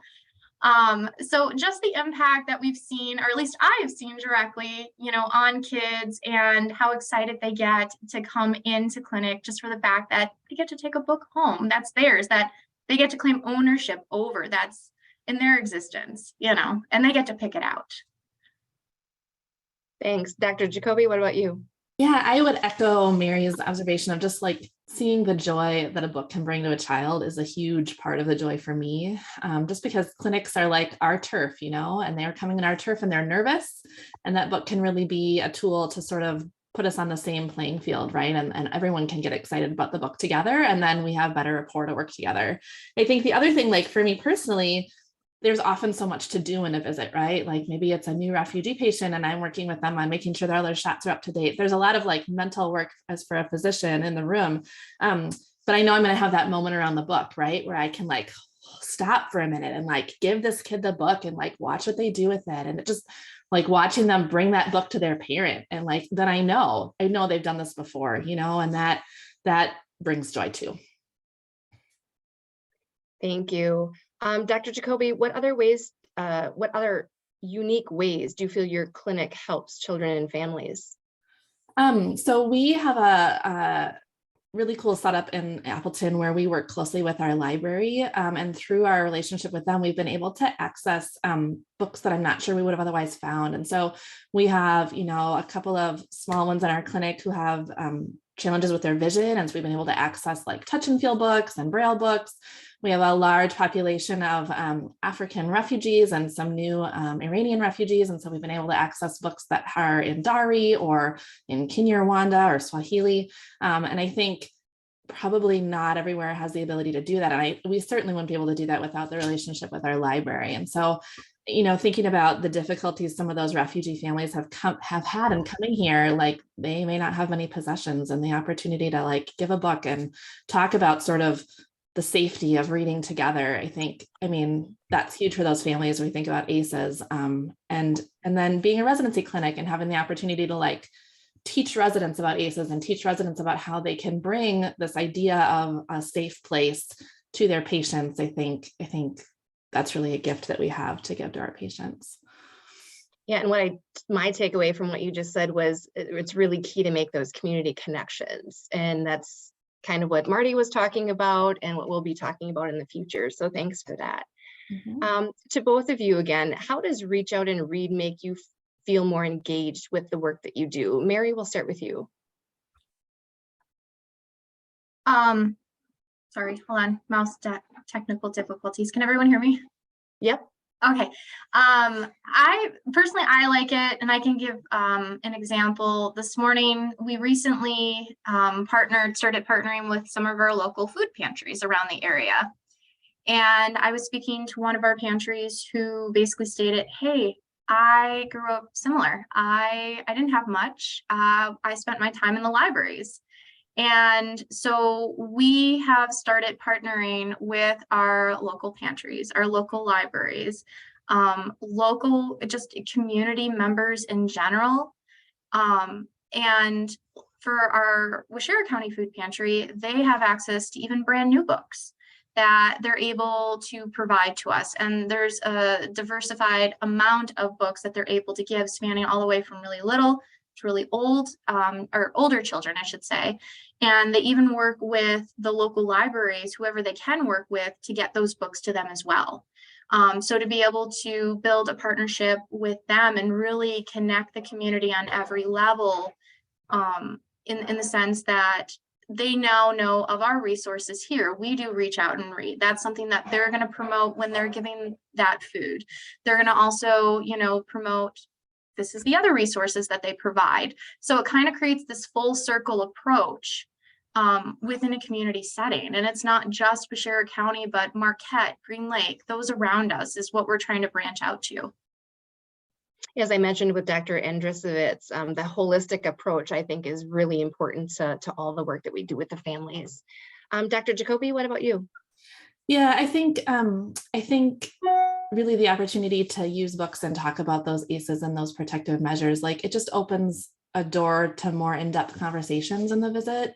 You know, it's like I said before, there's lots of check boxes we need to meet when we're doing a well visit for a child. But I think the book and the sharing of a book is a really nice tool to use to get into some of those more difficult conversations. And I think so many of our families need someone to be asking about those things and talking about just, you know, life is really difficult for a number of reasons, but here are some simple measures you can take. And I know for me, like that helps me feel like I'm making more of a difference than like tracking a kid's weight. You know, that's important too, but it's not important on the same level all the time. Building rapport is definitely something that we all can do, and it makes us that connection with the family so much more stronger. So I agree. We have some questions that have been posted. From Megan, are there any specific coloring pages or resources that you hand out in clinics when families check in? I do the CDC ones. I'm just pulling them up now so I can include the link. And they're also based on the books. To like Look at Me, I'm 2 and 3, the milestone developments that we do. And then in May, typically we partner with NAMI and we try to incorporate more of those, more of a mental health stance on there with those coloring sheets for older and younger children as well.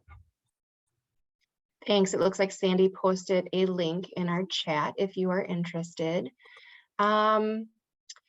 Also, you know, some healthcare systems are not allowing those books back out in the waiting area. How did you guys, you know, what was the thought process? How are your clinics allowing that? Do we have any helpful tips for other healthcare systems? So years ago at one of these conferences, I recall Dr. Navsaria talking about a study he was working on with a student about how books are not fomites. And I actually have a link that he sent me that I shared with our clinic management, and that I think was fairly persuasive for them. We're a small clinic, and so there are 2 decision makers. And so once I had them convinced, it was easy to go from there. I see there's a request for the link, and I can try to find it and potentially email it out, or I bet somebody here has it. Did I miss? Could I jump in for a moment here? Sure. Thank you. I'm glad to know that was useful. Not every system is so convinced, unfortunately. But one benefit that the pandemic has brought is that the significant closure of public libraries during the height of the pandemic led to a lot of funding of research by the Institute for Museum and Library Services on our books, credible fomites, how else can we keep things safe, et cetera, et cetera. So something that there was no money in to look at pre-pandemic, suddenly there was work on that. I'm going to put a general link. I need to dig a little and find the more specific one, and I will if I can do so. But this is the Realm project, which allowed them to reopen archives, libraries, and museums. And some of the questions they answered were indeed around disease transmission risk. So there's even better data by people who are much better at doing research than I am. So. And we want to keep this momentum going in this discussion. So we've made space on our event page for you to also share your story and any resources you have and make this a collaborative effort. So if you go to our webpage, Sandy's got the link in the chat. Scroll down to the bottom of the event page, you'll see a bubble that says, "How does Reach Out and Read bring you joy?" You can click on that, it'll take you out to a page and you can share your own story and your own resources. And maybe we can compile that, you know, with other information post meeting and share that with the whole network. Did I miss any questions? Okay, it looks like, are there any funds or grants available to help make our clinics more of an early literacy environment? I know that we had partnered with our local United Way for a small grant, and that was what allowed our clinic to, I believe, to purchase them like a little table and a bookshelf and those kinds of things. Any other feedback from any other, it doesn't have to be Mary or Katie. If anyone else has any information, feel free to jump in or put it in the chat. I was gonna say, for those things to obtain, like materials, like bookshelves, rugs, further maintenance, upkeep, of that nature. One of the best resources that I've actually come upon are the local libraries, because they're the ones that also write for those small grants. They're really easy to obtain. You don't have to be a high-tech grant writer for them. Some of the requirements for those smaller grants that are oriented towards specific enrichment literacy, you just have to get a local organization in your community to sponsor anywhere from $100 to $300 that they've donated. And then that's the second part of the grant, then, that you had someone locally sponsor you, you're requesting the rest of the funds for it, because then it also shows the community engagement and supporting you as well. Great, thank you. I think we have time for one more. That I found one more question in the chat for Mary. If you could share a little bit about the community relationships you've developed around Reach Out and Read and literacy. Oh, looks like she's dealing with something. We'll give her a minute.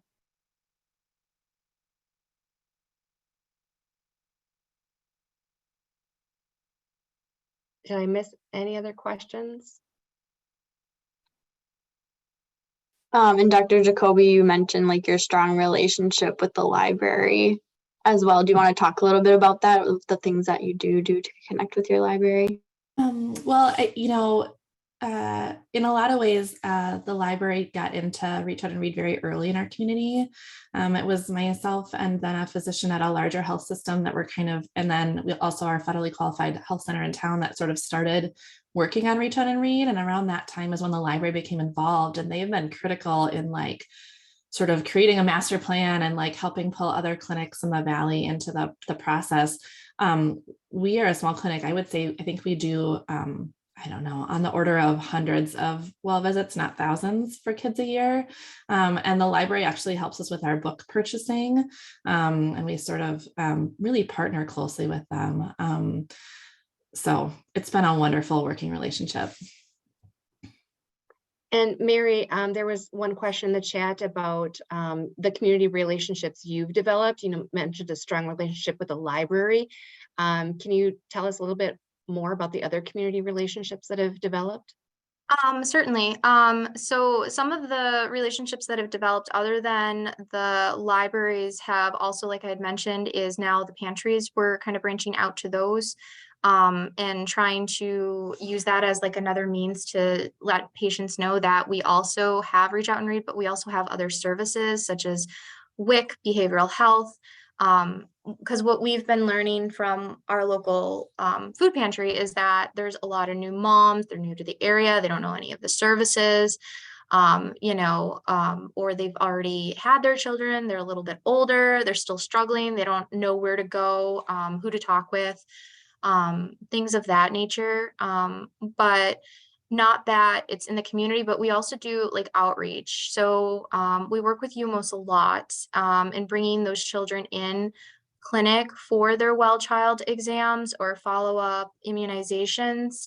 But within our own outreach, our migrant egg seasonal workers, because we have a separate mobile unit division here as well, that we're trying to, how do I put this? We're trying to like revitalize it and make sure that even the kids out in the field are able to have access to similar resources that they would here in clinic, whether that be a book or that be nutrition or that being access to having a crib, having a jacket, having school supplies, things of that nature. So it's kind of creating a multifaceted, approach to it. We lean on a lot of our community businesses as well. We're trying to incorporate them more in supporting more of the efforts that we're doing surrounding our kids and events, especially our well child events that we have We incorporate even our payers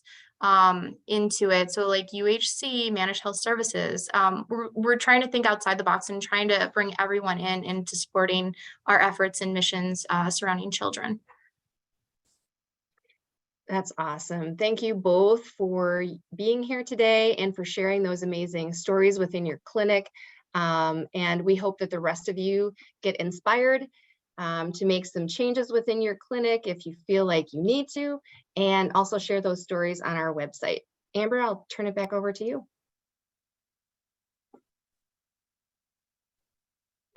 All right, thank you, Mary and Dr. Jacoby, for kind of reminding us a little bit about why we do this work. And again, reminder to all of you here today to share your story on the conference webpage, because we'd love to hear from you, how Reach Out and Read has an impact on what you do. All right, so the annual meeting is not only a day for learning and sharing, but it's also a day for celebration. And we want to highlight the great work being done with our Reach Out and Read, within our Reach Out and Read network and in the Wisconsin communities and beyond. So with that, we have 2 different awards we want to present. So the first being one 2 years ago, we created the Reach Out and Read Excellence Award. So this award honors those individuals who go above and beyond to embody our core values, such as passion, excellence, respect, and innovation. So this year we'll be rewarding a clinic coordinator team and a Reach Out and Read medical champion with the Excellence Award. So the first winner is a team who found ways to create systems for their Reach Out and Read program to work best within their clinic. They also meet with their teams of providers to share these outside resources like what we're talking about today for families, such as like the local library programs, school programs, and literacy councils. This is a pretty big undertaking for them to be compiling and looking at these resources because their clinics serve 15 counties here in Wisconsin. So we are proud to announce Carrie Ritter and Holly Rodenberg from Ho-Chunk Healthcare Center and Health of Wellness Clinic as our first winners of the 2022 Reach Out and Read Wisconsin Excellence Award. I believe we have Carrie and Holly here today. So would y'all like to say a little bit about what Reach Out and Read means to you?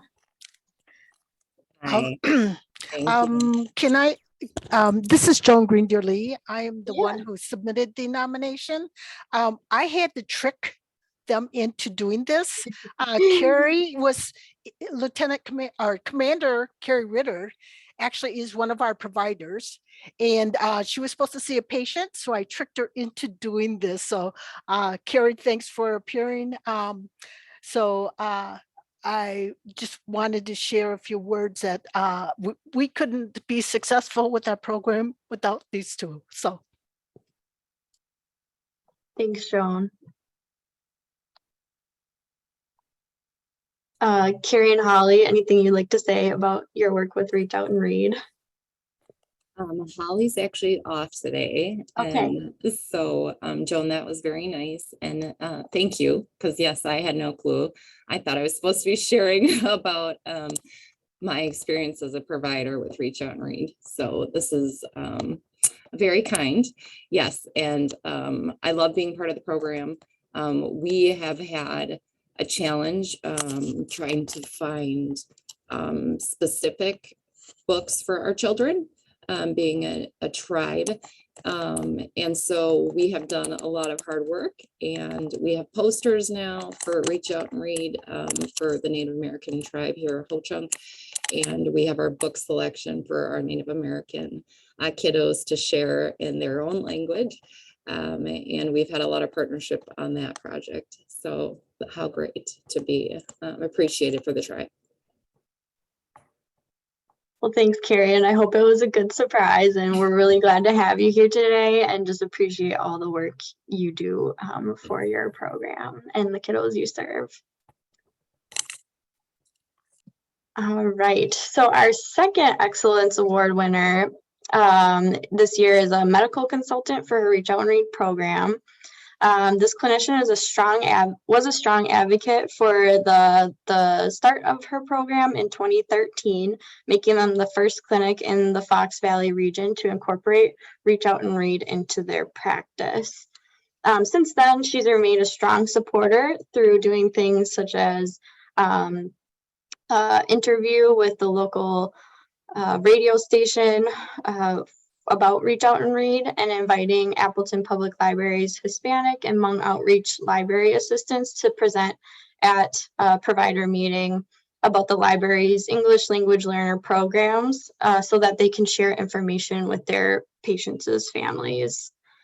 So please give a virtual applause for Dr. Sarah Campbell from Ascension Medical Group, Northeast Wisconsin, St. Elizabeth's Hospital. Dr. Campbell, if you'd like to say a few words about what Reach Out and Read means to you, you can take the floor.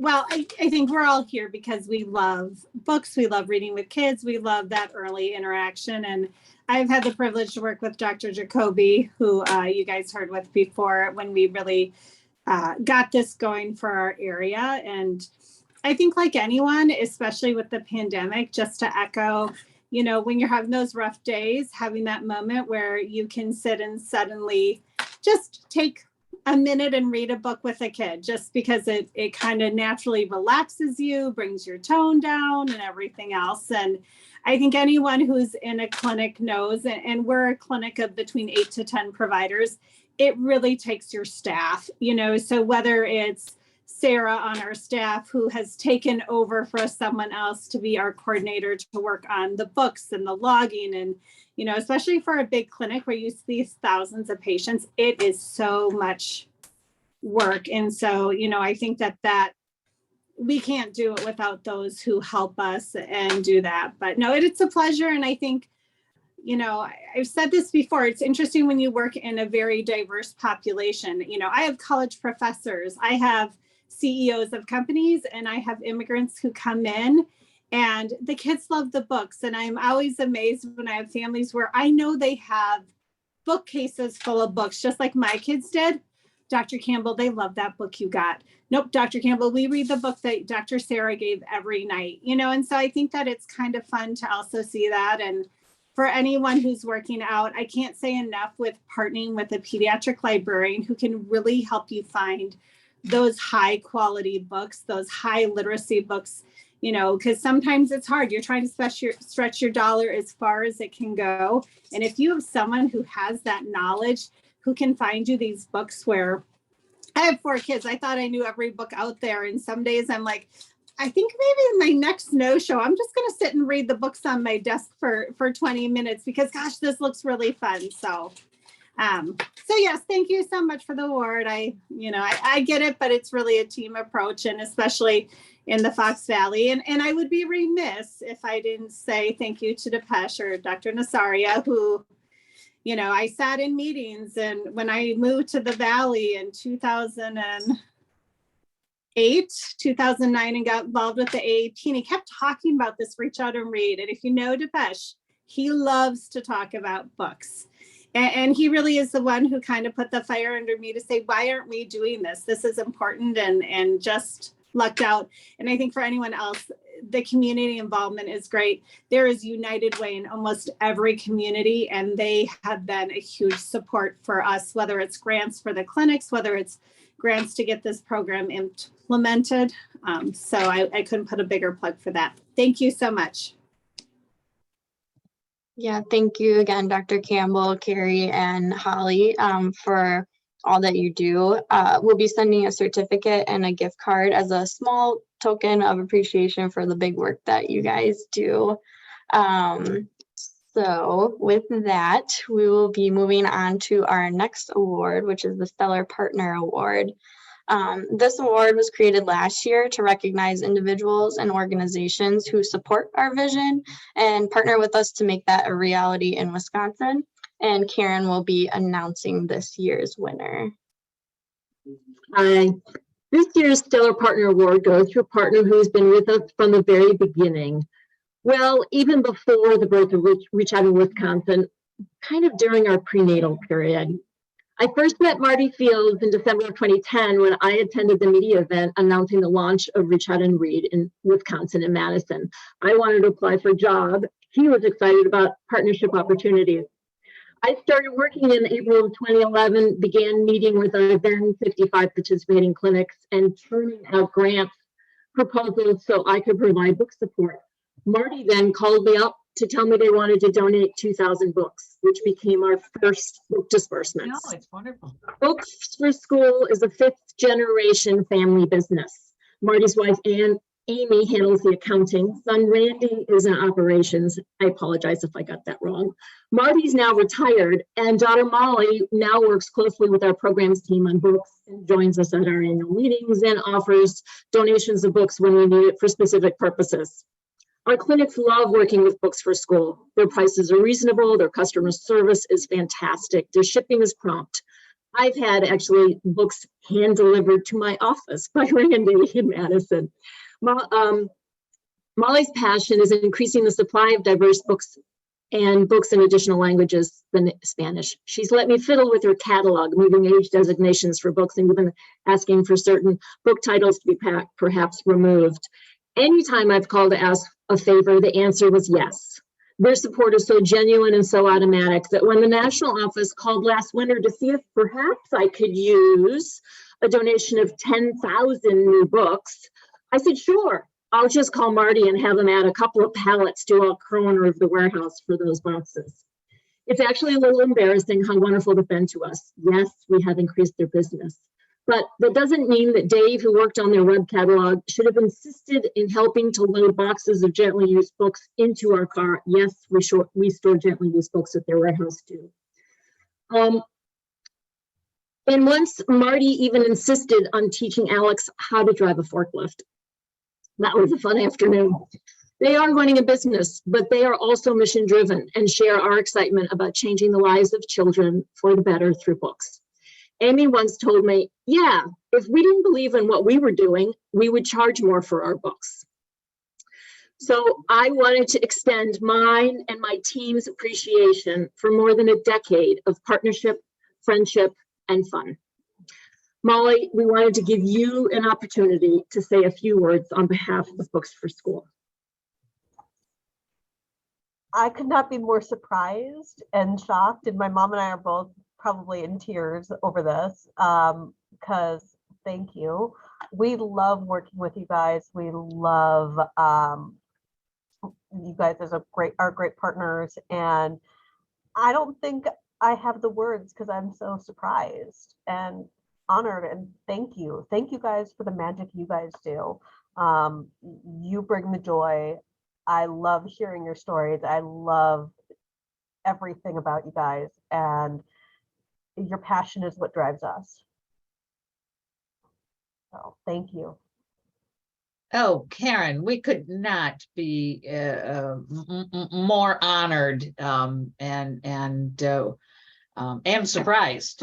Marty's at a doctor's appointment, but we so enjoy your team and all of the Wisconsin providers, and this was really a wonderful surprise. Thank you very much. We're honored. And a little weepy, I will say. Well, thank you so much. We will be providing a physical award and other items perhaps too. And I thank you in advance for letting us invite ourselves to the warehouse on Monday with a bunch of UW students to package up more books. You are always welcome for a visit. Anybody's always welcome to come and visit us. So thank you. Thank you very much. Yeah, I know many of you on this call have had the opportunity to work with Books for School, so I think you know what a well-deserved recognition this is. So you'll find in your conference program additional Reach Out and Read Wisconsin acknowledgements and awards. So we want to just thank everyone here today and across our network for what they do to continue the work. So just kind of a few follow-up things before we start our next presentation. Congrats to all of our award winners. So please note you'll get a survey evaluation sent to your email with some of the follow-up things that we talk about today. And you can also complete the survey at our conference webpage. We look at all the comments and feedback in order to make this a valuable and enjoyable experience for all of you each year. Before we begin our last presentation in the morning, I will ask everyone to turn your Zoom view to speaker if you don't have it set at that already. So the way that you can do that is by clicking the view button in the top right corner of your screen and then select view or select speaker. We will also have you turn off your mute, which is a little different if you're able in an environment that enables you to do that. We really would like to hear your hopeful laughs and responses. And then with that, I will turn things over to Ron, who will be introducing our very special speaker.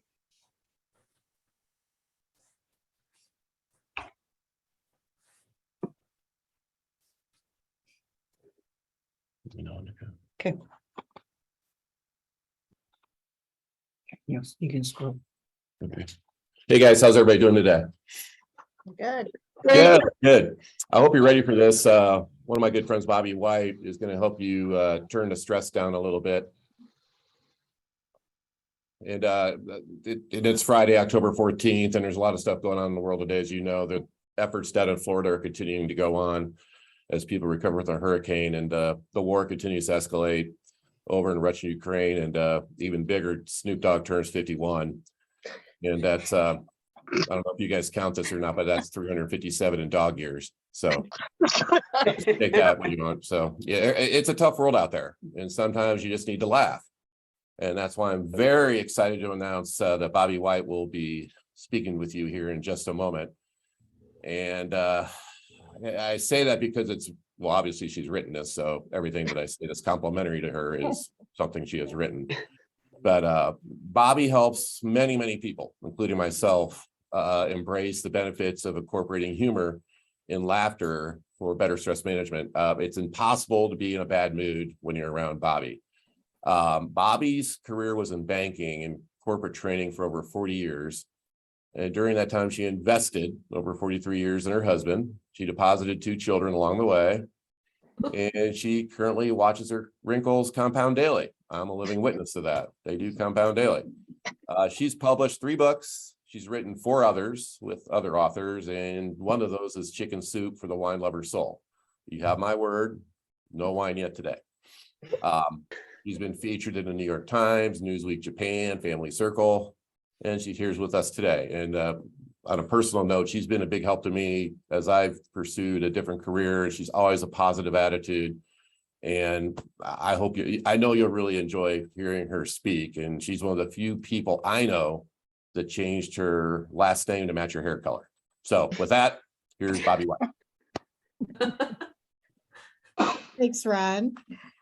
We got a white thing in front of me. Welcome to everyone, and happy that you all gathered. I'm glad that the registration numbers improved drastically, even if we couldn't be together. But I do have a couple of housekeeping things. Well, one for sure is I'm in a community college in the beautiful community of Quincy, Illinois, and they're having a fire drill testing. It doesn't mean people have to run out of the building, but they just did it before I came on. So hopefully they're good for about an hour. But if you hear this really obnoxious buzz, bring, ring, whatever it is, that means I need to get a drink of water, and you can too. So we're just going to go with it, but you'll know it's quite loud. Okay. But they have to do those things, you know. And I didn't really think I could tell like 1,000 students and professors that like, well, listen, I'm speaking at 11 and I don't know if you really want to test your fire alarm, but also congratulations. I watched the awards. Carrie, Holly, Dr. Campbell, Marty, Molly, and Amy, congratulations. It's really exciting to see the enthusiasm among all of you. So that's a great place to be when you work. Well, let's go back to the introduction, because it always reminds me of the time I spoke in St. Louis and the MC introduced me this way. Remember this introduction every time I hear it read. So thanks, Ron. He said, let's give a warm welcome to Bobby Whitehair. Yeah, everybody was laughing at him and they all looked at him and he got so red. It was sad and he was so embarrassed and then they quieted down because they felt so bad. And then they were afraid maybe I had become embarrassed as well. So their attention shifted over my way to see if I was embarrassed or worse, mad that this had happened. But I was okay. I was really okay for two reasons. One, they were laughing. That's why they brought me there that day. And I hadn't even said one word yet. So that's kind of a gift, right? For a speaker. Secondly, it reminded me of how much happier and healthier I have become since I've learned to laugh at myself. I wasn't always good at it. It was hard at first because I would get very embarrassed. I'd get very angry at myself and usually at the person who caught me. But I've learned a couple of things about laughing at yourself. And one of those things I want to tell you is if you do something silly, stupid, awkward, clumsy, is you laugh first. That's my first piece of information today, because here's why. When you laugh first, you give them permission to laugh because that's all they want to do is laugh with you instead of laugh at you. And that feels a lot better when you're in control. Oh, drink time. Have your attention, please. Oh my God. What are the chances, right? Pretty good, pretty good. Okay, where were we? This is really good for my focus. Okay, so oh yeah, laughing at yourself. And so you want to go first because they'll laugh with you instead of at you, and you take their power away. You steal their thunder so they can't catch you. Does that make sense? Mm-hmm. It works for me. It helps me a lot. And I mean, you got to admit, some of the things that we do are dumb and awkward and clumsy. They really are funny. Give you a case in point, just happened to me a couple of weeks ago. It's like I talk about these things and then they happen. I went to an open house and I wore a long like t-shirt dress. And when I got in there, of course, I was talking to a lot of people. I knew everyone. And one of the girls said, your dress is inside out. And I looked at the seam and then I could see. So I hurried into a restroom and I flipped the dress and then I came back out and they smiled at me like, good job, got it right now.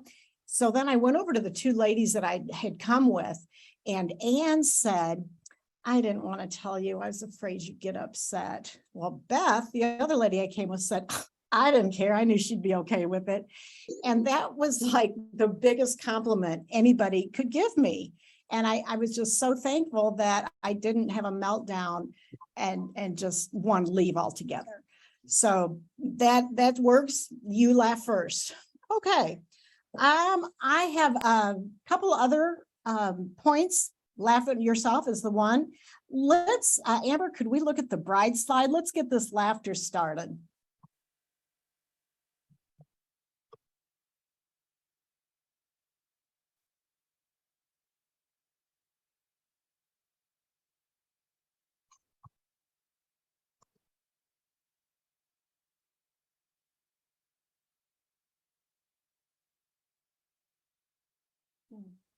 One moment, I might pull up the actual. Okay. Well, anyway, we're going to call this next, it's a video clip, a test.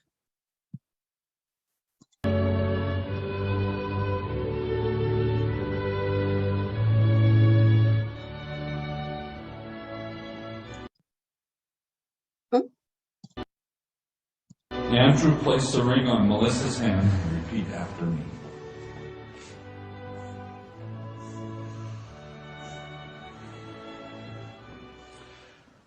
I, Andrew Paul Daniel Ingstrom. I'm not putting it on the wrong way.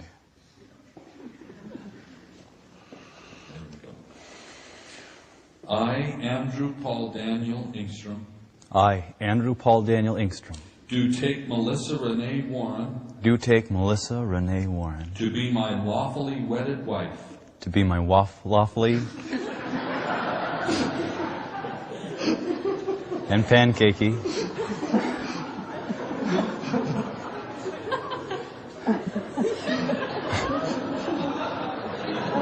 I've been scared of this all my life.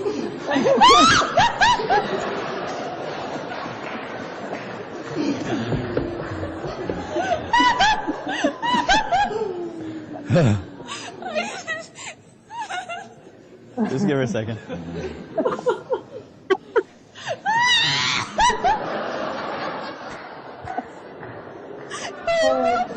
It's okay, folks. I've seen this before. Okay.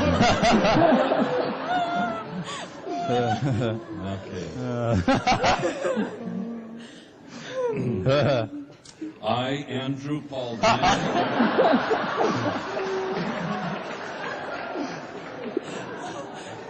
See, man and wife. The court will take a recess.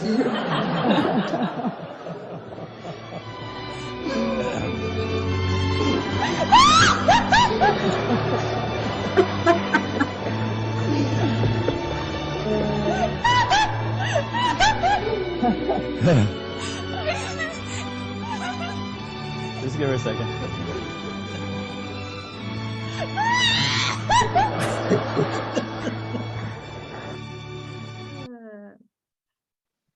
Oh, I love that. I love that. Every time I watch that, it makes me laugh. I could watch that. I should watch that every morning because I can't even tell you how many times I've watched it and I still laugh just as hard. And I really enjoyed some of you laughing. I could see, and I was tickled that you thought it was as funny as I did, and I do. So that the test was, were you laughing? Did you find that funny? If you didn't, I'm sorry. Well, I guess we just have a different sense of humor, and that's going to happen all the time. But some of us were hysterical together, and like we are buddies, because things like that tickle me. And also because you shouldn't laugh at times like that. And the harder you try not to, the more powerful the laughter is. We've all been there. It's really the best and the worst, right? Okay, I've got, oh yeah, up here in the corner here. And I just have 3 real quick questions to ask you. And I also have the answer. The answer is, oh yeah. I see I did it a little high. So anyway, you get the idea. Okay, so here's our questions.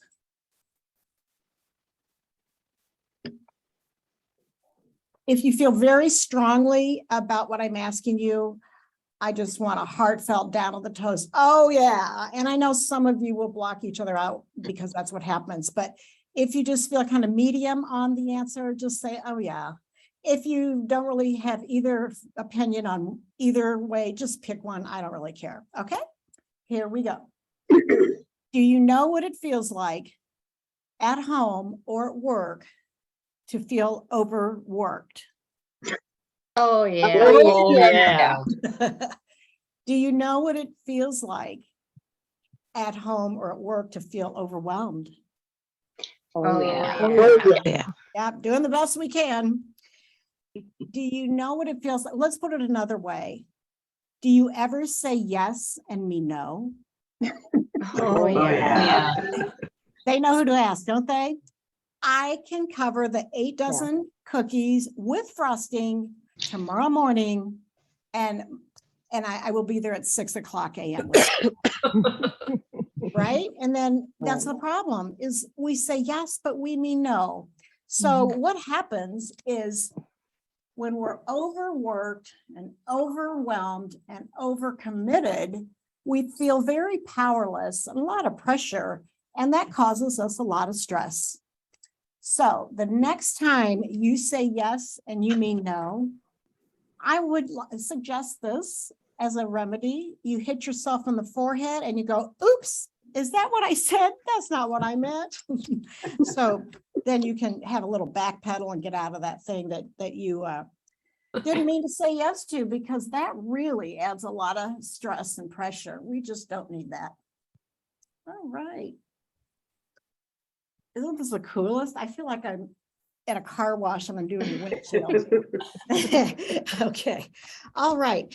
So the laughing at yourself was the first point of my cornerstone of my 6-hour program today. Oh, Amber says 1 hour. Sorry. And that is because it's quite important. All right. Give you some examples of how that happens in life and at work. The second cornerstone is to keep a humor journal. Some of you may journal already, but you put in your painful things and your angst and all the things that go wrong. And it's not really uplifting at all, except it gets you out of your head and onto paper. And that's a good thing. But the humor journal is to help us from forgetting the things that we never think we're going to forget. And then we do. Example, the funny things, you guys are so lucky, the funny things that kids say and kids do, whether they're your kids or any kids, you just don't want to forget those, but then there's too much going on and we forget. So I recommend a little journal. I mean, I have little ones, like mini size, and I keep one in my desk in my office. I keep one in the side pocket of my car. I keep one by my bedside. I mean, you can keep more than one, and I have to because, well, I'm not real organized, so that works for me. But if you just want one, then carry it wherever you are, in your purse, your backpack, your pocket, whatever. And so you just try to capture. And now you're thinking, I need one more thing to do, like a hole in my head. Okay. I'll show you. It doesn't have to be a big task. It can be really, really simple. And I'll show you how that works through some of the material in a moment. The third point in my cornerstone of my program is to align yourself with like-minded people, just because it's more fun. And then someone at one of my programs said, don't you mean laugh-minded people? I said, I do. I actually really do. That absolutely. That makes total sense, because why do you want to hang around people who don't share a sense of humor with you? I mean, sometimes you have to, and that's fine. But as a rule, if you get to pick, you can't really pick all your coworkers, but you can pick who you want to eat lunch with, or you can pick who you want to be friends with. If not, it can get kind of toxic, and it's not fun. And somebody said, if work isn't fun, it's death. But if work is fun, it's the best. So I think it's really important to surround yourself with the kinds of people that have a similar view as you as far as humor goes. Now, that's not the only quality, but that's a big one in my life, because I like to laugh. It makes everything better. The fourth cornerstone would be to look for the humor. It's everywhere. It's every day, and you will be surprised. Some people don't think that's possible, but I'll show you some easy ways to look for humor. So let's look at, I brought a couple of warning labels just to show you how easy it really is. Now, these are backwards. I apologize for that, but the first warning label is Nitol. You're all familiar with that, I'm sure. And it's the warning label says may cause drowsiness, which is why we took it. The second one I have is Vicks Pediatric 44 cough medicine. The key here is pediatric. The warning label says, do not operate heavy equipment or vehicles when taking this medicine. And, when my son was little, that would be like saying, Nick, get off that end loader. We don't have take that time and that mess in this house. So that's kind of funny. This one is something, now it's going to say backwards, but it does say call police, but I'm okay. Don't call them, please. Don't call the fire department either. But it has a warning label on it This is a sun visor in your car, and probably don't need it in Wisconsin this time of year. But there's the warning label right there at the bottom. You can't see it very well, but I promise it's there. Remove visor before driving. Okay, so here's why. Oh, I can see so much better. The thing is, we really have to tell people not leave it in the windshield, really. Well, my philosophy is, yes, we probably do, because somewhere, sometime, somebody did it. And now there's a warning label on it because of liability. I get it. The next one is a University of Illinois football helmet. It's a keychain. We have any Illinois fans? Oh, probably Wisconsin fans. Yeah. Well, it says not to be worn like a regular helmet. And I was going to make fun of Illinois' football team, but I'm sorry, they beat Wisconsin last week. I'm sorry. Oh. I know it doesn't happen every year, but anyway, I was gonna make fun of our team, but didn't have to. Okay, so this next one is a letter opener from Staples. If you don't have Staples, you probably have Office Depot. But anyway, the letter opener it looks like a little whale. It's got a blade in it, and it's where the teeth would be.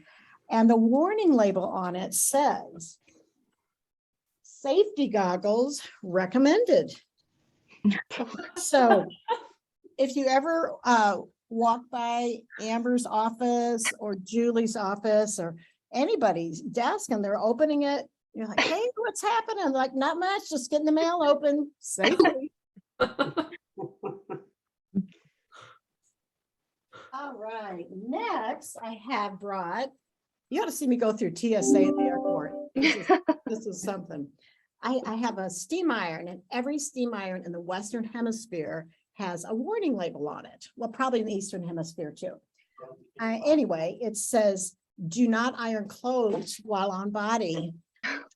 Now, if I could see all of you in person, some of you are laughing more than others, right? Why are we laughing? Who are laughing right now? We've done it. Exactly. It's a time saver. I mean, you really have to be efficient when you're getting ready for things. But if you iron on your clothes while you're wearing them and you have like tights or Lycra pants or something, they bubble when they get really hot, and that can be kind of uncomfortable. And then I brought one of the last ones. I brought a hair dryer. The warning label says, do not use dryer while showering. You know why? You'll be in there forever. And finally, since you all work with children in some form or fashion, the portable or the fold-up baby strollers, you would never go anywhere when they're little if you didn't have a portable or a fold-up baby stroller. The warning label under every single one of them, I promise, says before folding, remove baby. You know why? Because it's so much flatter when you put it in the trunk. It's so much flatter. We laugh because these warning labels are so funny. They're so stupid, but they're so obvious. And aren't we all guilty of missing some obvious humor when we see some of these things? So warning labels, they're everywhere. They're, you're in healthcare, so you've got millions of warning labels at the grocery, in your own pantry. They're everywhere. So you can start with those. Those are kind of fun. I think what we'll do is look for some humor in the rest of those slides, Amber, if we can call those up. Okay, so the next slide is another test, and you can read what the test is. Okay.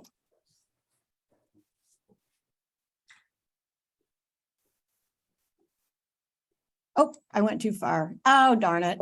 You told me that would happen. Oh, can we go back? Let's see. You know, I thought my eyes were pretty good, but I'm gonna have to get some new contacts. Can we go back, Amber? Or is that in my power? Okay.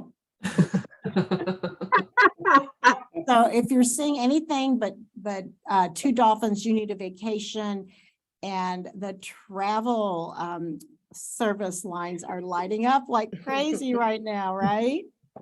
All right, I love that. Okay, these are from a book by Dr. Ann Weeks, and what's nice is she does give permission to use these, so I am. And this is the title of it, Nothing Serious, just a little chat with the boss. So when I used to get called in to my supervisor, and I usually knew what it was about, and maybe it wasn't terribly serious, I always said, should I bring my purse? So then he knew. All right.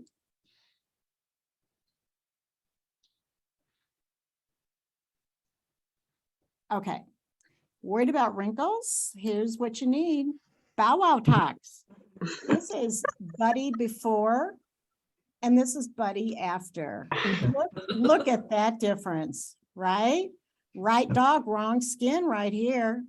So I thought that's just amazing. It really is amazing. We've come so far in veterinary services.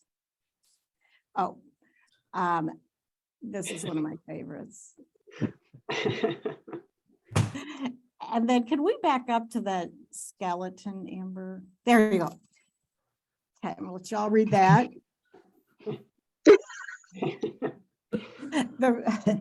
The reason I like this one is because at this time of year, so many people are out of vacation days, out of sick days, out of any kind of PTO, and then we have no choice, calling dead.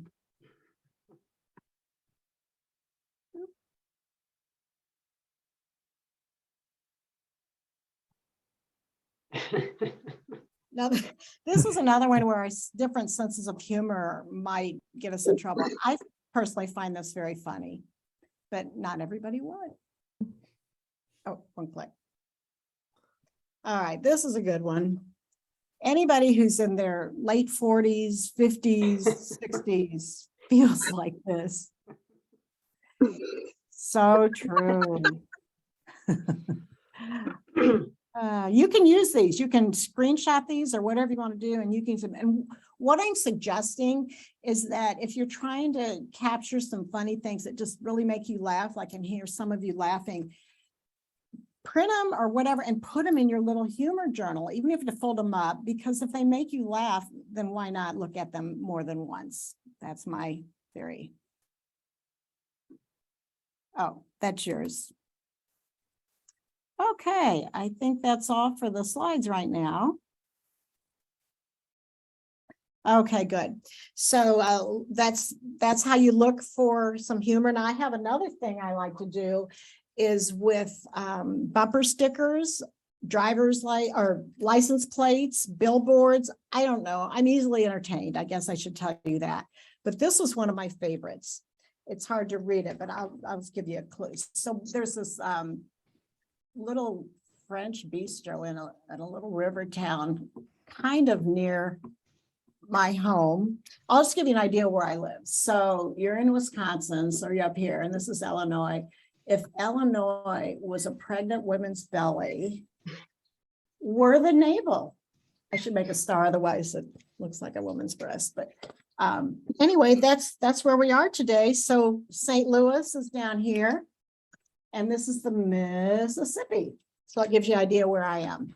Okay, so Louisiana, Missouri is a little river town along that trail. And there's a sign right inside. What it says normally, hostess what? Hostess on duty. What's the rest of it? Please wait to be seated, right? Okay. If you use the restroom, there's another sign and it says hostess off duty.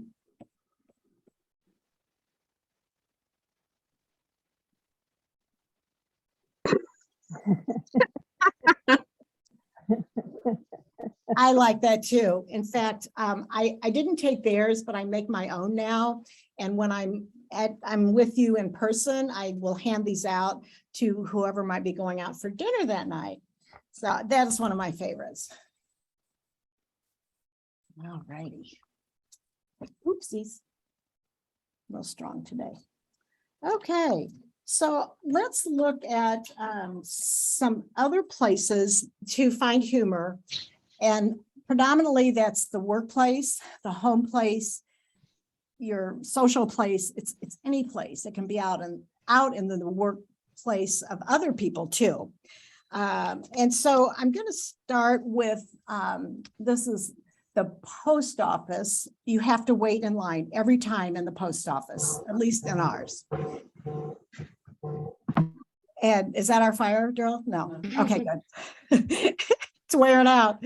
Okay, so we're all standing in line and the clerk calls the next person in line as a woman up to the counter.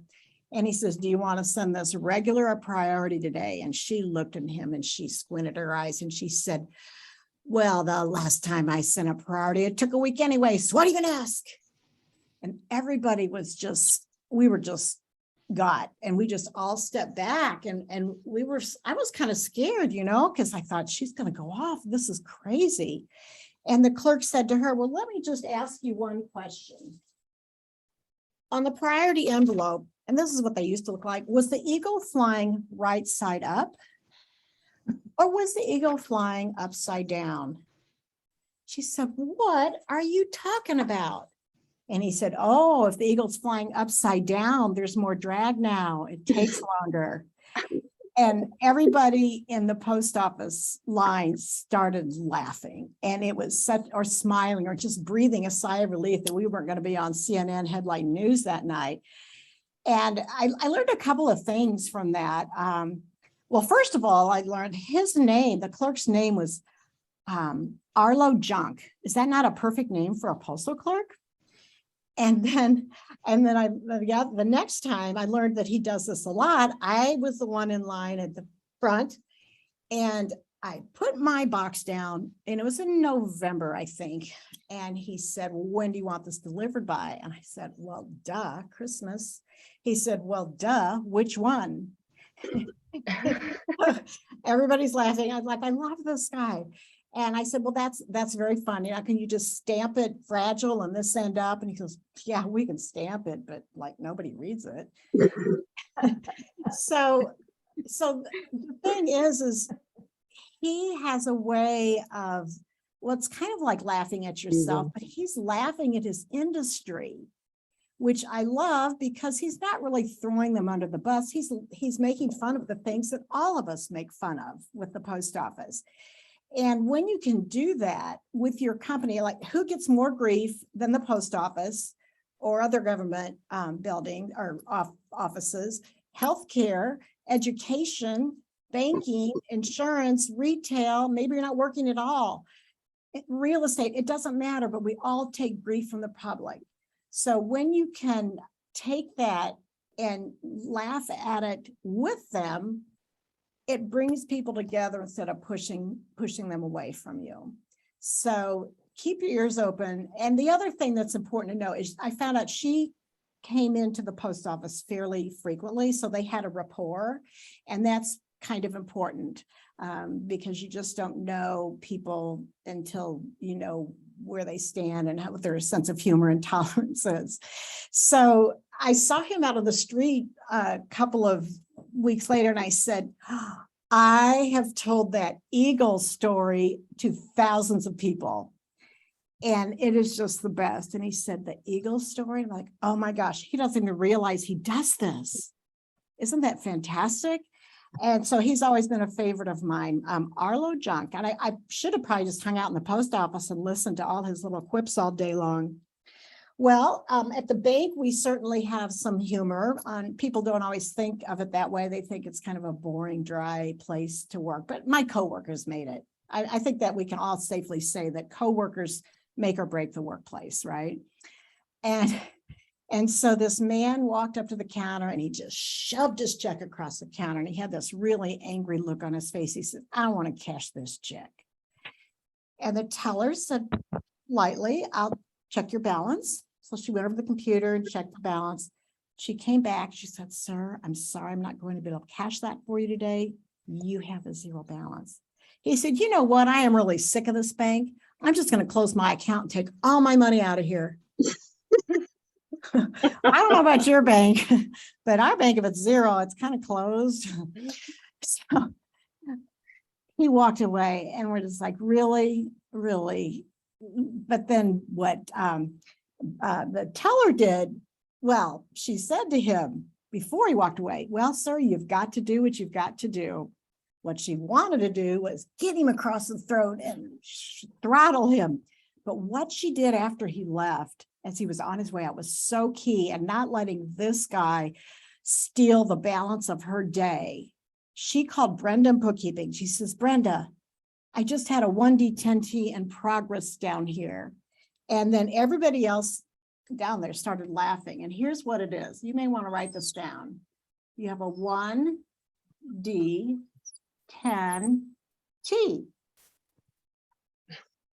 You have a 1D10T in progress, right? So we do have a lot of 1D10Ts out there. And this is just something that you keep within because it would be unprofessional to share it with outside people. Now, I heard of another one, actually, they told me in the post office. And so if you're ever in line at the post office and you hear the clerk say, "We need a DTR report out here," you know what that is? Dumber than rock.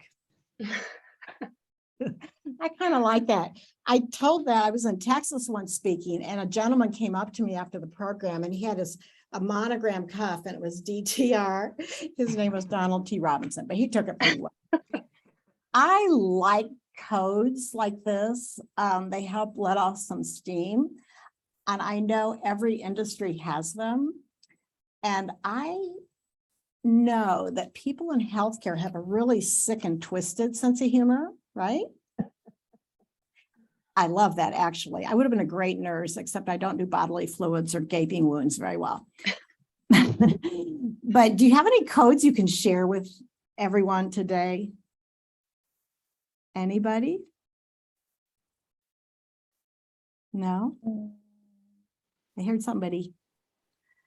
Well, anyway, some of them you may not want to share with me, and that's fine, but keep your ears open, because there are a lot of codes. Every industry has them, and they just kind of help keep you saying, "Oh, there we go. Time for a drink. May I have your attention, please?"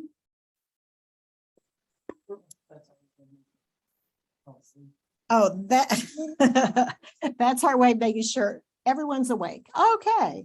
All right. So let's see. Let's look at humor in the home place. And this time of year also triggers some memories about the home place, even though my kids are all grown. But the thing about these moments when we forgot to write them in our humor journal is that we get a second chance sometimes. And that is anytime you hear yourself saying, "That reminds me of the time when," that's a second chance to take whatever that story is, and you can write something into your humor journal. For example, with the post office, all I have to write is eagle up or eagle down, or just eagle. Christmas is the second story. Then we went to the bank, and I can just write down 1D10T, which you all have permission to use because somebody gave it to me. I didn't think it up. And so this is what happens to me in the fall of the year. I think of football, I think of school, and it conjures up some fun memories that I have put in my humor journal, and that's why I can share them with you. So my son, Nick, didn't want to ride the bus. I mean, he did want to ride the bus until he got to ride the bus, and then he never wanted to ride the bus again. I don't know why kids are like that, but they are. So I compromised, and I would drive him down to the bus stop every morning. And Monday we sat there and he said, Mom, can you just take me to school? And I said, not today, honey. I have a dentist appointment. Tuesday, can you take me to school today? And I said, not today. I have a haircut before work. On Wednesday, can you take me today? And I said, no, today I get my eyebrows waxed. And by Thursday, he said, can you take me today or do you have to get your nose hairs plucked? And that's probably what my life looks like to him. And, you know, this is my life. This is your life. This is all of our lives. It's like my life, my kids, my life. It's not any funnier than yours. It's just, I pay attention and I get this stuff written down. I also call that play attention. And that's because I'm looking for the fun stuff. Okay, so he played football, tackle. First they play flag where we live and then tackle. And he was just a little kid. So during this practice session, that summer, the coach said, get your son a jock strap. And I thought, oh boy, I had no brothers. My father was very modest. So I have really never even seen one of these contraptions. So I take Nick to the sporting goods store. I'm looking through the packages and a clerk comes up and he said, ma'am, can I help you find a jock strap and a cup? And I said, cup? He said, yes. He said, the cup is the protective part. The jockstrap holds it all in place. And I was like, got it. Oh my gosh, I can't even believe this is happening. He said, well, what size do you think the young man would need? And I looked at Nick. I said, I have no idea what size that is. Do you have a training jock? I don't know. Like, you know, women have training bras. And he said, why don't we start with the small? I said, fine. So we took it home and Jeff, my husband, said, how'd we do? And I'm like, I just threw it on the table. And I said, that was like sending me to the paint store, the auto repair store, and the hardware store all in one errand. Next time you take him. And he took the package and he looked at it and he said, well, I don't even know why they need one at this age. They don't even dangle yet. I wrote it down. And all I have to write down about that story is dangle, right? I'll never forget it. I'll never forget it. During the football season then, he was small, but the rest of his team wasn't very big either. One Sunday, they played a team with a 223-pound fifth grader. Yeah, big kid. In fact, the whole team was kind of big, but he was the biggest. Our team got pummeled. Our boys were dropping like flies and the refs were picking them up and helping them dust off and walking them towards the huddle, where the team was waiting. And you just pray that your kid wasn't going to be the one hurt. And after the meeting or after the game, they had a meeting, a team meeting, and then the coach released them. They came walking across the field to us. And the coach said, my husband said, Nick, did anybody get hurt really bad on your team today? And Nick said, yeah, one kid got bronchitis.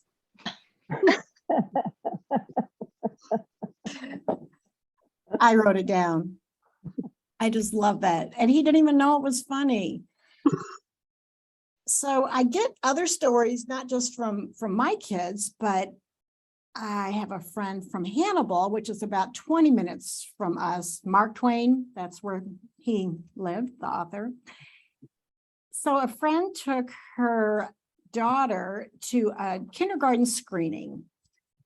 And she sat out in the hall and waited. And you're kind of nervous as a mom because you just don't know what they're going to do. And they're in there without you.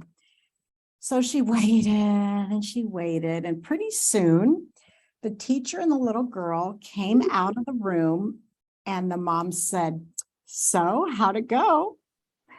The teacher said, well, that's the first time anybody's called me a goat. The mother said, you called the teacher a goat? And she said, well, yeah, she made me draw a picture. And then she looked over my shoulder and she said, that's good. And I told her she sounded just like a goat. And when she told us this story, I thought we were at lunch 4 of us, and I thought we were going to be asked to leave the restaurant. We were just crying and laughing. I just loved that so much. This was a really interesting child. Apparently, she had also asked during the screening, will we get a recess break in the morning? And the teacher said, oh, yes, about 9:30, 9:45, depending on the schedule that day. She said, okay. She goes, well, when do we get to eat lunch? And the teacher said, well, that'll be about 11:30, 11:45, again, depending on the schedule. She said, are you going to give us a snack, maybe? All buildings, the fire testing system now complete. Ah. System. Okay, well, that's good to know. All right, see, every time we interrupt myself, oh my gosh. Okay, so the little girl's asking about the schedule, and the final question is about the afternoon recess. And the teacher was getting a little concerned, and she said, can I ask you a question? She said, are you diabetic? And the little girl said, no, we're Methodist. Like, I wrote it down. So then that story kind of reminds me of the next one, back to my son. And if you're wondering why I don't have very many stories about my daughter, it's because I started humor journaling when she was already in the eye rolling stage, like, oh, mom. So I know she said funny things and did funny things, but I just didn't record them, and I just can't remember all of them. So hopefully once in a while, that reminds me of the time when. And so Nick and his buddy Skippy rode up to Nauvoo, Illinois to tour the Mormon temple. They had done major renovation, and they let the public go through before they closed it to the public. And on the way back, I'm pretty sure Nick and Skippy never had a conversation about religion ever, and they were only 8 or 9. And Skippy said, so what religion are you? And Nick said, well, my mom's Jewish and my dad fishes. I wrote it down because I just love that. And his parents told me that. And that's the other fun thing, is they don't know that you're laughing at them, but it's all good.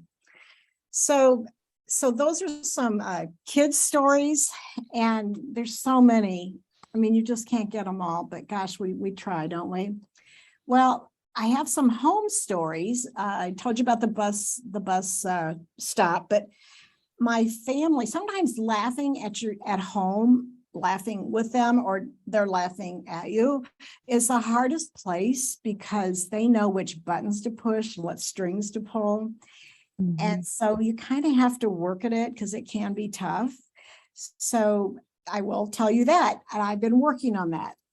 So we went to St. Louis to shop, because a lot of our Quincy retail stores have closed, especially the anchor stores. And we went down to Macy's to do some clothes shopping. My son and my husband took off through Macy's because they were bored. They didn't want to look at what we were looking at. Left my daughter and I to look. In a few minutes, they come racing back, and Jeff said, Bobby, they've got the air pump Wonder Bra on sale. Go try it on. And I'm like, what? He said, oh yeah, I've been reading about these in the Wall Street Journal. The stores can't keep them. They're flying off the shelves. And I thought, well, okay, I'm going to try to be playful. And I said, I'll go try one on. I came out of the dressing room. Well, I had clothes on over it, but my family is sitting on this leather settee. You know, they always have them outside the dressing room, like they were judges on America's Got Talent or something. And I decided to strike a pose, and I said, so what do you think? And Jeff squints his eyes and he said, well, let's pump those babies up.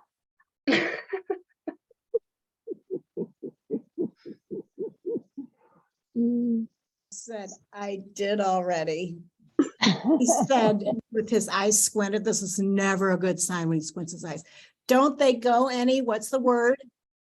Bigger.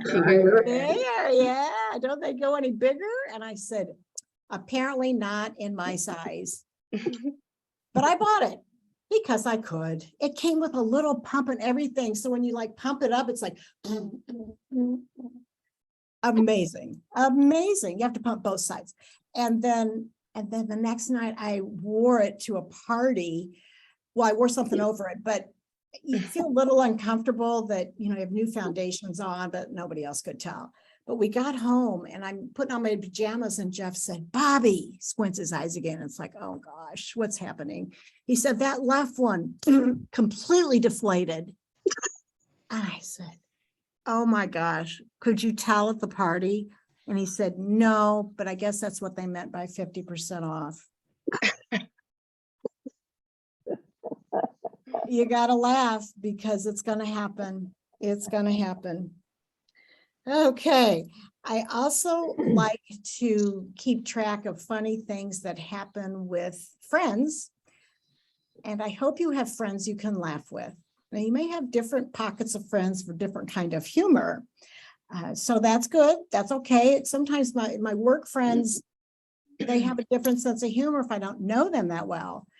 But pretty much with my childhood friends, the one I'm going to tell you about, like anything goes. And those are really fun for me. So my friend Tammy and I went to kindergarten together, and I ratted her ponytail in second grade, and it's just gotten better from there. But we went to Indianapolis together, which is all the way across Illinois, and then a couple hours into Indiana. We had both worked all day. We stopped halfway and had dinner with her daughter, who is an educator in Danville, and then we went on our way. About an hour more into the drive, I said, oh, Tammy, I don't know if I remembered to get my phone from the restaurant, if I just left it on the table. Oh my gosh, we can't go back. It's too late. I'm too tired. It's too dark. Said, tell you what, you call me on your phone. If we just hear the noise, the buzz in the car, we'll be fine. And I can look at it when we get to the hotel. So she called me and I heard the noise and we relaxed a little bit. And we get to the hotel and we open the doors for the light and I'm fishing around for it. And I finally come up with like, yes, I found it. Oh man, I can't believe I missed a call. Well, she looked at her phone and then she looked at mine. She goes, you dingling, that was me. So we started laughing and crying. We're pretty punchy. We walked into the hotel and we're just a hot mess, a happy hot mess. And the receptionist said, long trip, ladies? And I said, yeah. He goes, well, you know what? The last 20 yards are the longest. And boy, was he right. But boy, did we get a good laugh out of that.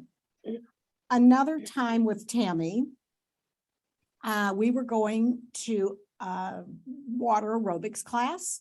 I was running a few minutes behind because I had come from work. Everybody was already in the water, walking in a warm-up circle. I was on the deck fussing with the pants of my French cut tankini. What that is a tank suit or bikini, neither of which I should be able to wear anymore. And it's kind of a hybrid of the two. The French cut means the leg holes are cut up to my armpits to make my legs look long and slender. We know that's not happening without surgery or a six-pack. And so I jump in the pool and I'm still fussing with these pants, the swim pants. And so I just check in the back for the tag and it's not there. I check in the front. It's not there either. Oh no. I check on the right side. Not there. I check on the other side. Oop, there it is. Well, let's recap here, ladies and gentlemen. This means I have my hip around my waist. This also means I have my waist around one of my hips. I have no idea where to find the crotch. And all I can think of are three questions. How am I going to get out of the pool? Because you know what happens to Lycra when it gets wet? It gets really big. Will I ever be able to wear this swimsuit again, or have I just stretched it out?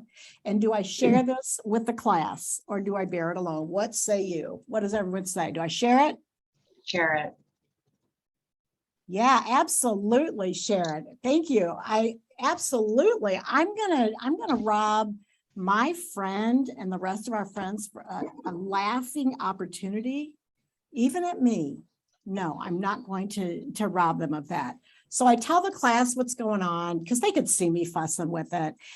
And we get to laughing, crying, laughing, even the coma laugh. You know, but nothing comes out of your mouth because you can't breathe, you can't snore. All you're doing is just laughing. And did we get a lot of exercise that day? Was it from the swimming? It's from the laughter. Yeah. And that's a good thing about laughter.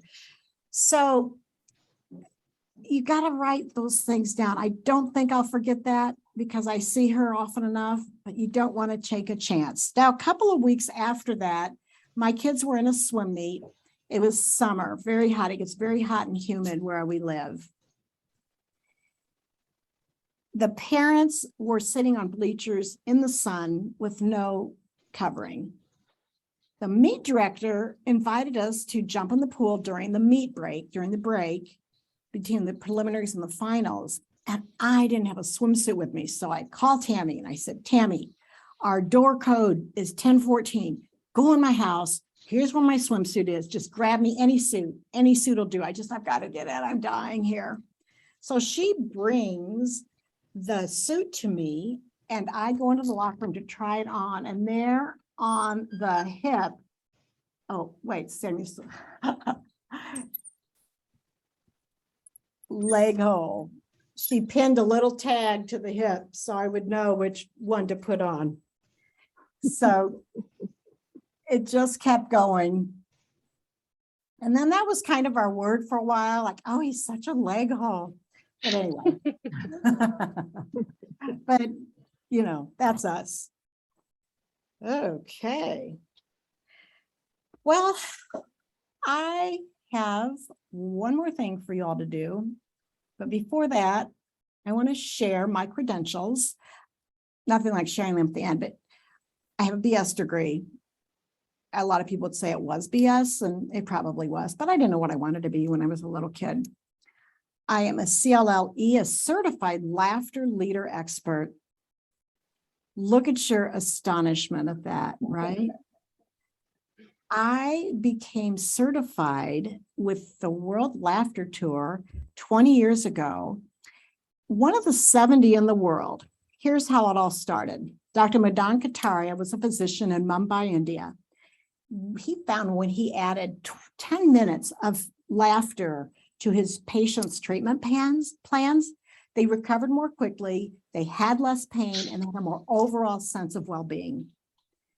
He thought, well, if this works on sick people, maybe it will work on well people. So he gathered people in the parks once a week and they had joke telling sessions.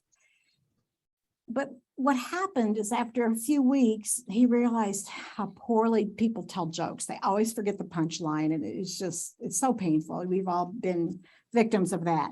Secondly, they ran out of jokes. And thirdly, they didn't all share the same sense of humor. So it just kind of fell flat. So he devised this movement. It's a lot of people call it laughter yoga because it combines breathing with movement. And it's laughter for no reason. It's laughter, just fake laughter. And I was trained in this so I can go into groups. If we were all together, I would do this with you because the contagiousness properties of laughter is what makes fake laughter real. The brain can't tell the difference. So it's wonderful because sometimes you can just hear somebody laugh. You don't even know what they're laughing at. And you want to laugh too. So that's the certified laughter leader expert. I did get a diploma and everything. Well, I think I got it on eBay, but I'm not really sure. Anyway, it's pretty impressive, I know. My third credential is NKA, and that stands for no known allergies. I thought you all would like to know that. And then my last credential is NOCW, and that stands for no other credentials whatsoever. So I bring you me today. That's me. You have in front of you, or maybe you printed it out, a bingo card. Did you? Good. And if you didn't print it, maybe you have a little check mark on your PC that you can check it. We're going to play a quick little game of bingo. And I know there's a lot of in the gallery here, so if I don't see you right away, like wave your card or whatever, or just your hands, holler at me. I will be able to hear you and find you that way. And then I will lead you to your prize. We have prizes of unspeakable value today. So, okay, everybody got a pen, pencil, crayon, lipstick, something to mark out. Mark out your center. It says try laughter, and now you know that's your free space. And laughter is free and it's all yours. We're going to play vertically, horizontally, and diagonally. We're not playing four corners. Had someone ask me once, are we playing postage stamp? And I said, no, I don't even know what it is. Would not. Has anybody ever heard of postage stamp? You have? Oh gosh, that's crazy. Well, we'll talk. Okay, so just mark it off and we'll move along as fast as we could so we get you out on time. Okay, under the B, 10. B, 7. Under the O, 71. Under the I, 25. Am I going too fast? Okay, I had a nursing home. I did this in a nursing home and one of the residents says, slow down, 3 of us are using the same pencils. Okay, under the N, 41. Under the N again, 35. I, 28. Under the O, 64. B, 3. Under the N, 33. G, 51. Bingo. Oh. Bingo. Oh, Bingo. Oh my gosh, we have lots of winners. How about that? That's the point. You all are good sports. We all won, absolutely. But when you remember to look for the laughter, when you remember to find the humor and things around you, you win. Your families win, your coworkers win, your organization wins, your community wins, everybody wins. So I hope you've picked up a few tips and tools to do that a little bit better. And we can always get better at laughter. Michael Pritchard said it the best. Laughter is like a dry diaper. It doesn't take care of the problem, but it makes it bearable for a while. Thank you so much. I'm Bobby White. It's been great. Thanks for attending. Thank you. Thank you. Bye. Thanks so much, Bobby, for joining us today and for reminding us of finding the humor in our work and how important it is to take note in those things that happen throughout the day to light to the hard work that we have. Yeah, you're welcome. Totally my pleasure. Have a great rest of the day.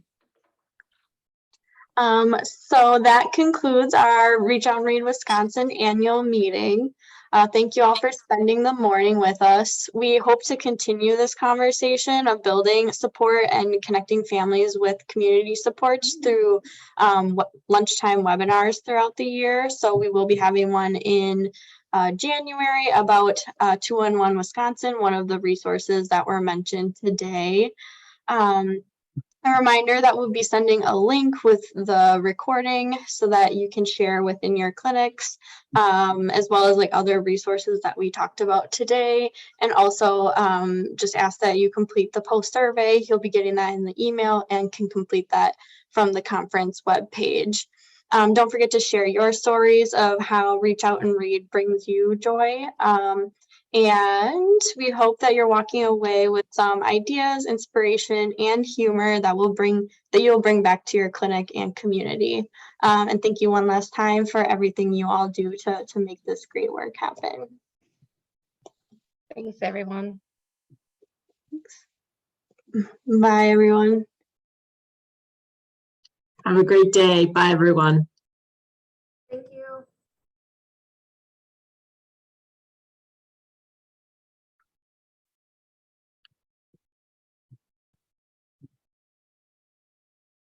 Hey, Karen, can you hear me? Yes.